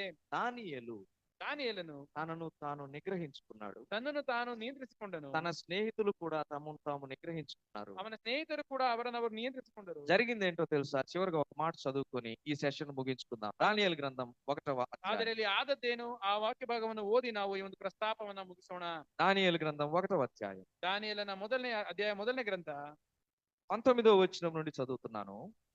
రాజు వారితో మాట్లాడగా వారందరిలో దానియేలు, హనన్య, మిషాయేలు, అజర్యా వంటి వారెవ్వరునూ కనబడలేదు. మొదటి మాట మీరు చూడండి. when you have self control, ಇಲ್ಲಿ ಮೊದಲನೇ ಮಾತನ್ನ ನೋಡುತ್ತೇವೆ. ನಿಮಗೆ ಸ್ವ ನಿಯಂತ್ರಣ ಇರುವುದಾದರೆ దానియేలు వంటి వారెవ్వరూ కూడా అక్కడ లేరు. ದಾನಿಯೇಲನನ್ನು ಹೋಲುವಂತಹ ವ್ಯಕ್ತಿಗಳು ಯಾರು ಆ ಗುಂಪಿನಲ್ಲಿಲ್ಲ. You will be uncomparable. ನಿಮ್ಮನ್ನ ಹೋಲಿಕೆ ಮಾಡುವುದಕ್ಕೆ ಸಾಧ್ಯವಾಗದಷ್ಟು ಮಟ್ಟಿಗಿರುತ್ತೀರಿ. You will be untouchable. ನಿಮ್ಮನ್ನ ಮುಟ್ಟುವುದಕ್ಕೆ ಸಾಧ್ಯವಾಗುವುದಿಲ್ಲ. You will be inseparable from God. ನೀವು ದೇವರಿಂದ ನಿಮ್ಮನ್ನ ಅಗಲಿಸುವುದಕ್ಕೆ ಸಾಧ್ಯವಾಗುವುದಿಲ್ಲ. దానియేలు, షద్రకు, మేషకు, అబేద్నెగోల వంటి వారు అక్కడ ఎవ్వరు కూడా లేరు. ದಾನಿಯೇಲನು, ಶದ್ರಕ್, ಮೇಷಕ್, ಅಬೇದ್ನೆಗೋ ಅವರನ್ನ ಹೋಲುವಂತ ರೂಟಿಗೆ ಪುಷ್ಪವಾದವರು ಇಲ್ಲಿ ಯಾರು You are unique to God అండి. ఇంతకంటే ఇంకేం కావాలి మనకి? ಇದಕ್ಕಿಂತ ವೈಶಿಷ್ಟ್ಯವಾದಂತಹ ಸಂಗತಿಗಳು ನಮಗೆ ಇನ್ನೇನು You are so unique to God. ನೀವು ದೇವರಿಗೆ ಬಹಳ ವೈಶಿಷ್ಟ್ಯವಾದವರು. మాంసాహారం తిన్న వాళ్ళకంటే ಮಾಂಸಾಹಾರವನ್ನ ಸೇವಿಸಿದವರಿಗಿಂತ పవిత్రతను కాపాడుకున్న దానియేలు ಪವಿತ್ರತೆಯನ್ನ ಕಾಪಾಡಿಕೊಂಡ ఒక ప్రత్యేకమైన వాడుగా రాజు ఎదుట నిలబడ్డాడు. ಇಲ್ಲಿ ರಾಜನ ಮುಂದೆ ಒಬ್ಬ ಪ್ರತ್ಯೇಕವಾದಂತಹ ವ್ಯಕ್ತಿಯಾಗಿ ನಿಂತನು. There is going to be a day where we are going to stand in front of our Lord. ಒಂದು ದಿವಸ ನಾವು ನಮ್ಮ ಕರ್ತನ ಮುಂದೆ ನಿಲ್ಲುವಂತಹ ಒಂದು ದಿವಸವಿದೆ. ఆ దేవుని ఎదుట మనం నిలబడినప్పుడు ಆ ಕರ್ತನ ಮುಂದೆ ನಾವು ನಿಲ್ಲುವಾಗ మనం కూడా ఎలా ఉండాలంటే ప్రత్యేకంగా, ನಾವು ಕೂಡ ಪ್ರತ್ಯೇಕವಾಗಿ ಕಾಣಬೇಕು. ఈయన కుమారుడు, ಈ ನನ್ನ ಕುಮಾರನು, ఈయన కుమార్తె ಈ ನನ್ನ ಕುಮಾರ್ತೆ లోకంలో జీవించినప్పుడు ಲೋಕದಲ್ಲಿ ಜೀವಿಸಿದಾಗ ఎన్ని శోధనలు వచ్చినా, ಎಷ್ಟೇ ಶೋಧನೆ, ఎన్ని ఆశలు కలిగినా ಎಷ್ಟೇ ಆಶೆಗಳು ಉಂಟಾದ నిగ్రహించుకున్నారు. ಅವುಗಳನ್ನ ನಿಯಂತ್ರಿಸಿ నాకై వేచి ఉన్నారు, ನನ್ನನ್ನೇ ನಿರೀಕ್ಷಿಸಿಕೊಂಡು నా పైన ఆధారపడ్డారు, ನನ್ನನ್ನೇ ಆಧರಣೆ ಮಾಡಿಕೊಂಡಿದ್ದರು, నా చిత్తము కొరకు కనిపెట్టారు. ನನ್ನ చిత్తಕ್ಕಾಗಿ ಅವರು ಕಾದಿದ್ದರು. ఇదిగో ఉన్నతమైన ఈ బహుమానం వీరికి ఇస్తున్నాను. ಈ ಉನ್ನತವಾದಂತಹ ಬಹುಮಾನವನ್ನ ಇಗೋ ಇವರಿಗೆ ಕೊಡುತ್ತಿದ್ದೇನೆ. దానియేలు వంటి వారు ఎవ్వరునూ లేరు అక్కడ. ಅಲ್ಲಿ ದಾನಿಯೇಲನ ಹಾಗೆ ಆ ಇನ್ನೊಂದು ಗುಂಪಿನಲ್ಲಿ ಯಾರು ಇಲ್ಲ. ఆ తర్వాత చూడండి ನಂತರ ಗಮನಿಸಿ 20వ వచనం. రాజు వీరి యొద్ద విచారణ చేయగా జ్ఞాన వివేకముల సంబంధమైన ప్రతి విషయంలో వీరు తమ రాజ్యమందంతటి నుండి శకునగాండ్ర కంటెను, గారడి విద్య గలవారందరికంటెను 10 ఎంతలు శ్రేష్ఠులు. ఎన్నెంతలంట? 10 ఎంతలు. 10ರಷ್ಟು ಹೆಚ್ಚಾಗಿ ಕಂಡು ಬಂದರು. 10 times the best. 10ರಷ್ಟು ನಿಪುಣರಾಗಿ ಕಂಡು ಬಂದರು. ఇందాక మనం సాక్ష్యంలో విన్నాం. ಈಗ ನಾವು ಸಾಕ್ಷಿಯಲ್ಲಿ ಇದಕ್ಕೆ ಮುಂಚೆ ಕೇಳಿದೆವು. దేవునికి మనం ఏదైనా ఇస్తే ನಾವು ಕರ್ತನಿಗೆ ಏನನ್ನಾದರೂ ಕೊಡುವುದಾದರೆ వెనక్కి తిరిగి 100 వస్తది. ಆತನ 100ರಷ್ಟು ಹೆಚ್ಚಾಗಿ దేవుని కొరకు అపవిత్ర పరిచే కోరికలు, ఆశలు నీవు గనక విడిచిపెడితే, ಕರ್ತನ ನಿಮಿತ್ತವಾಗಿ ಅಪವಿತ್ರವಾದಂತಹ ಆಶೆಗಳನ್ನ, ಬಯಕೆಗಳನ್ನ ನೀವು ತ್ಯಜಿಸುವುದಾದರೆ 10 శ్రేష్టమైన బహుమానములు దేవుడు నీకు తిరిగిస్తాడు. ಆತನು 10ರಷ್ಟು ಹೆಚ್ಚಾದಂತಹ ಶ್ರೇಷ್ಠವಾದ ಬಹುಮಾನಗಳನ್ನ ಹಿಂತಿರುಗಿ ಕೊಡುತ್ತಾನೆ. He left the unholy thing. ಆ ಅಪವಿತ್ರವಾದ ಸಂಗತಿಗಳನ್ನ ಬಿಟ್ಟನು. God has given him 10 times bigger things. ಆದರೆ ದೇವರು ಅವನಿಗೆ 10ರಷ್ಟು ಹೆಚ್ಚಾದಂತಹ ದೊಡ್ಡದಾದಂತಹ ಸಂಗತಿಗಳನ್ನು ಕೊಟ್ಟನು. ఆ తర్వాత ఇంకొక విషయం చూడండి, అదే 20వ వచనం చివరిగా చదువుతున్నా. గారడి విద్య గలవారందరికంటేను 10 శ్రేష్ఠులని, అక్కడేం రాయబడి ఉంది? 10 శ్రేష్ఠులని తెలియ ಕಂಡು ಬಂದರು ಎಂದು ಓದುತ್ತೇವೆ. God is going to give you an unending fame. ಇಲ್ಲಿ ದೇವರು ನಿಮಗೆ ಅಂತ್ಯವಾಗದಂತಹ ಒಂದು ಜನಮನ್ನಣೆಯನ್ನು ಆತನು ಕೊಡುತ್ತಾನೆ. unending recognition. ಜನರು ಮರೆತು ಹೋಗದಂತಹ ಒಂದು ಗುರುತನ್ನ ಕೊಡುತ್ತಾನೆ. అది మామూలు గుర్తింపు కాదండి. ಅದು ಸಾಮಾನ್ಯವಾದಂತಹ ಒಂದು ಗುರುತಾಗಿರುವುದಿಲ್ಲ. దేవాతి దేవుడు గుర్తిస్తాడు. ದೇವಾರಿ ದೇವನು ಆತನು ಗುರುತಿಸ್ತಾನೆ. దూత గణములందరూ గుర్తిస్తారు. ಈ ಲೋಕದ ಜನರೆಲ್ಲರೂ ಗುರುತಿಸ್ತಾರೆ. పరిశుద్ధులందరూ గుర్తిస్తారు. ಪರಿಶುದ್ಧರೆಲ್ಲರೂ ಗುರುತಿಸ್ತಾರೆ. ఎంత ధన్యత! ಓ ಎಂಥ ಧನ್ಯತೆ. మరి అలాగైతే ఉదయకాల సమయంలో ಹೀಗಿರುವಲ್ಲಿ ಈ ಬೆಳಗಿನ ಜಾವದಲ್ಲಿ ఒక తీర్మానం తీసుకున్నాం. ಒಂದು ನಿರ್ಧಾರವನ್ನ ನಾವು శోధన ತೆಗೆದುಕೊಳ್ಳೋಣ. ఎదురుగా ఉన్న ಶೋಧನೆ ಎದುರು ಬರುವಾಗ ఆశ ప్రేరేపిస్తూ ఉన్నాం. ಆಶೆ ನಮ್ಮನ್ನ ಪ್ರೇರೇಪಿಸುವಾಗ దేవుని వైపు చూద్దాం. ನಾವು ಕರ್ತನ ಕಡೆಗೆ ನೋಡೋಣ. సొంత ఆలోచన వద్దు. ನಮ್ಮ ಸ್ವಂತ ನಿರ್ಧಾರ దేవుని పైన వేచి ఉందాం. ನಾವು ದೇವರ ಕಡೆಗೆ ನಿರೀಕ್ಷಿಸೋಣ. ఆలస్యం అవుతుందనే తొందర వద్దు. ನಾವು ಆಲಸ್ಯವಾಗದೆ దేవుని మీద వేచి ఉందాం. దేవుని మీద వేచి ఉందాం. ದೇವರನ್ನ ನಿರೀಕ್ಷಿಸಿಕೊಂಡಿರೋಣ. దేవుడు ఉత్తమమైనది ఇస్తాడు. ದೇವರು ಉತ್ತಮವಾದದನ್ನು శ్రేష్టమైనది ఇస్తాడు. ಶ್ರೇಷ್ಠವಾದದನ್ನು ಕೊಡ್ತಾನೆ. పదింతల శ్రేష్టమైనది ఇస్తాడు. ಹತ್ತರಷ್ಟು ಹೆಚ್ಚಾದದನ್ನು ಕೊಡ್ತಾನೆ. ఎంతో శ్రేష్టమైన గుర్తింపునిస్తాడు. ಎಷ್ಟೋ ಶ್ರೇಷ್ಠವಾದಂತ ಹೊಸ ಗುರುತನ್ನು ಕೊಡ್ತಾನೆ. ఆ ప్రకారముగా దేవుని పైన వేచి ఉందుము గాక. ಈ ರೀತಿಯಾಗಿ ದೇವರ ಮೇಲೆ ನಿರೀಕ್ಷಿಸಿಕೊಂಡವರಾಗಿ దేవుడు ఈ కొద్ది మాటలు మన కొరకు దీవించును గాక. ದೇವರು ಈ ಸ್ವಲ್ಪ ಮಾತುಗಳನ್ನ ನಮಗೆ ಆಶೀರ್ವದಿಸಿಕೊಡಲಿ. చిన్న ప్రార్థన చేసుకుందాం. ಸಣ್ಣ ಪ್ರಾರ್ಥನೆ ಮಾಡಿಕೊಳ್ಳೋಣ. గొప్పగలిగిన మా ప్రభువా, మాతో మాట్లాడిన మాటలకై స్తోత్రాలు. విత్తబడిన వాక్యమును అపవాది దొంగిలించకుండా నీరు కట్టి ఫలింపు చేసి ప్రతి ఒక్కరి హృదయంలో ఈ వాక్యం ఫలించినట్టు చేయమని, మా ఆశలను కోరికలను యవన ప్రాయంలో నిగ్రహించుకున్నట్టు అవసరమైన సహాయమును మాకు దయచేయమని, ఇటువంటి కఠిన పరిస్థితుల్లో మీ వైపు చూచి స్వచిత్తమును అనుసరించక మీ పైన ఆధారపడి మీ కొరకై మీ చిత్తము కొరకై వేచి ఉండి నిరీక్షించేటటువంటి నిగ్రహ శక్తిని ఇక్కడ ఉన్న ప్రతి ఒక్కరికి మీరు అనుగ్రహించమని మా రక్షకుడైన యేసుక్రీస్తు వారి పరిశుద్ధమైన నామములో ఈ మనలను ప్రార్థించి ప్రతిమలాడి అడిగి వేడుకొచ్చున్నాము తండ్రి.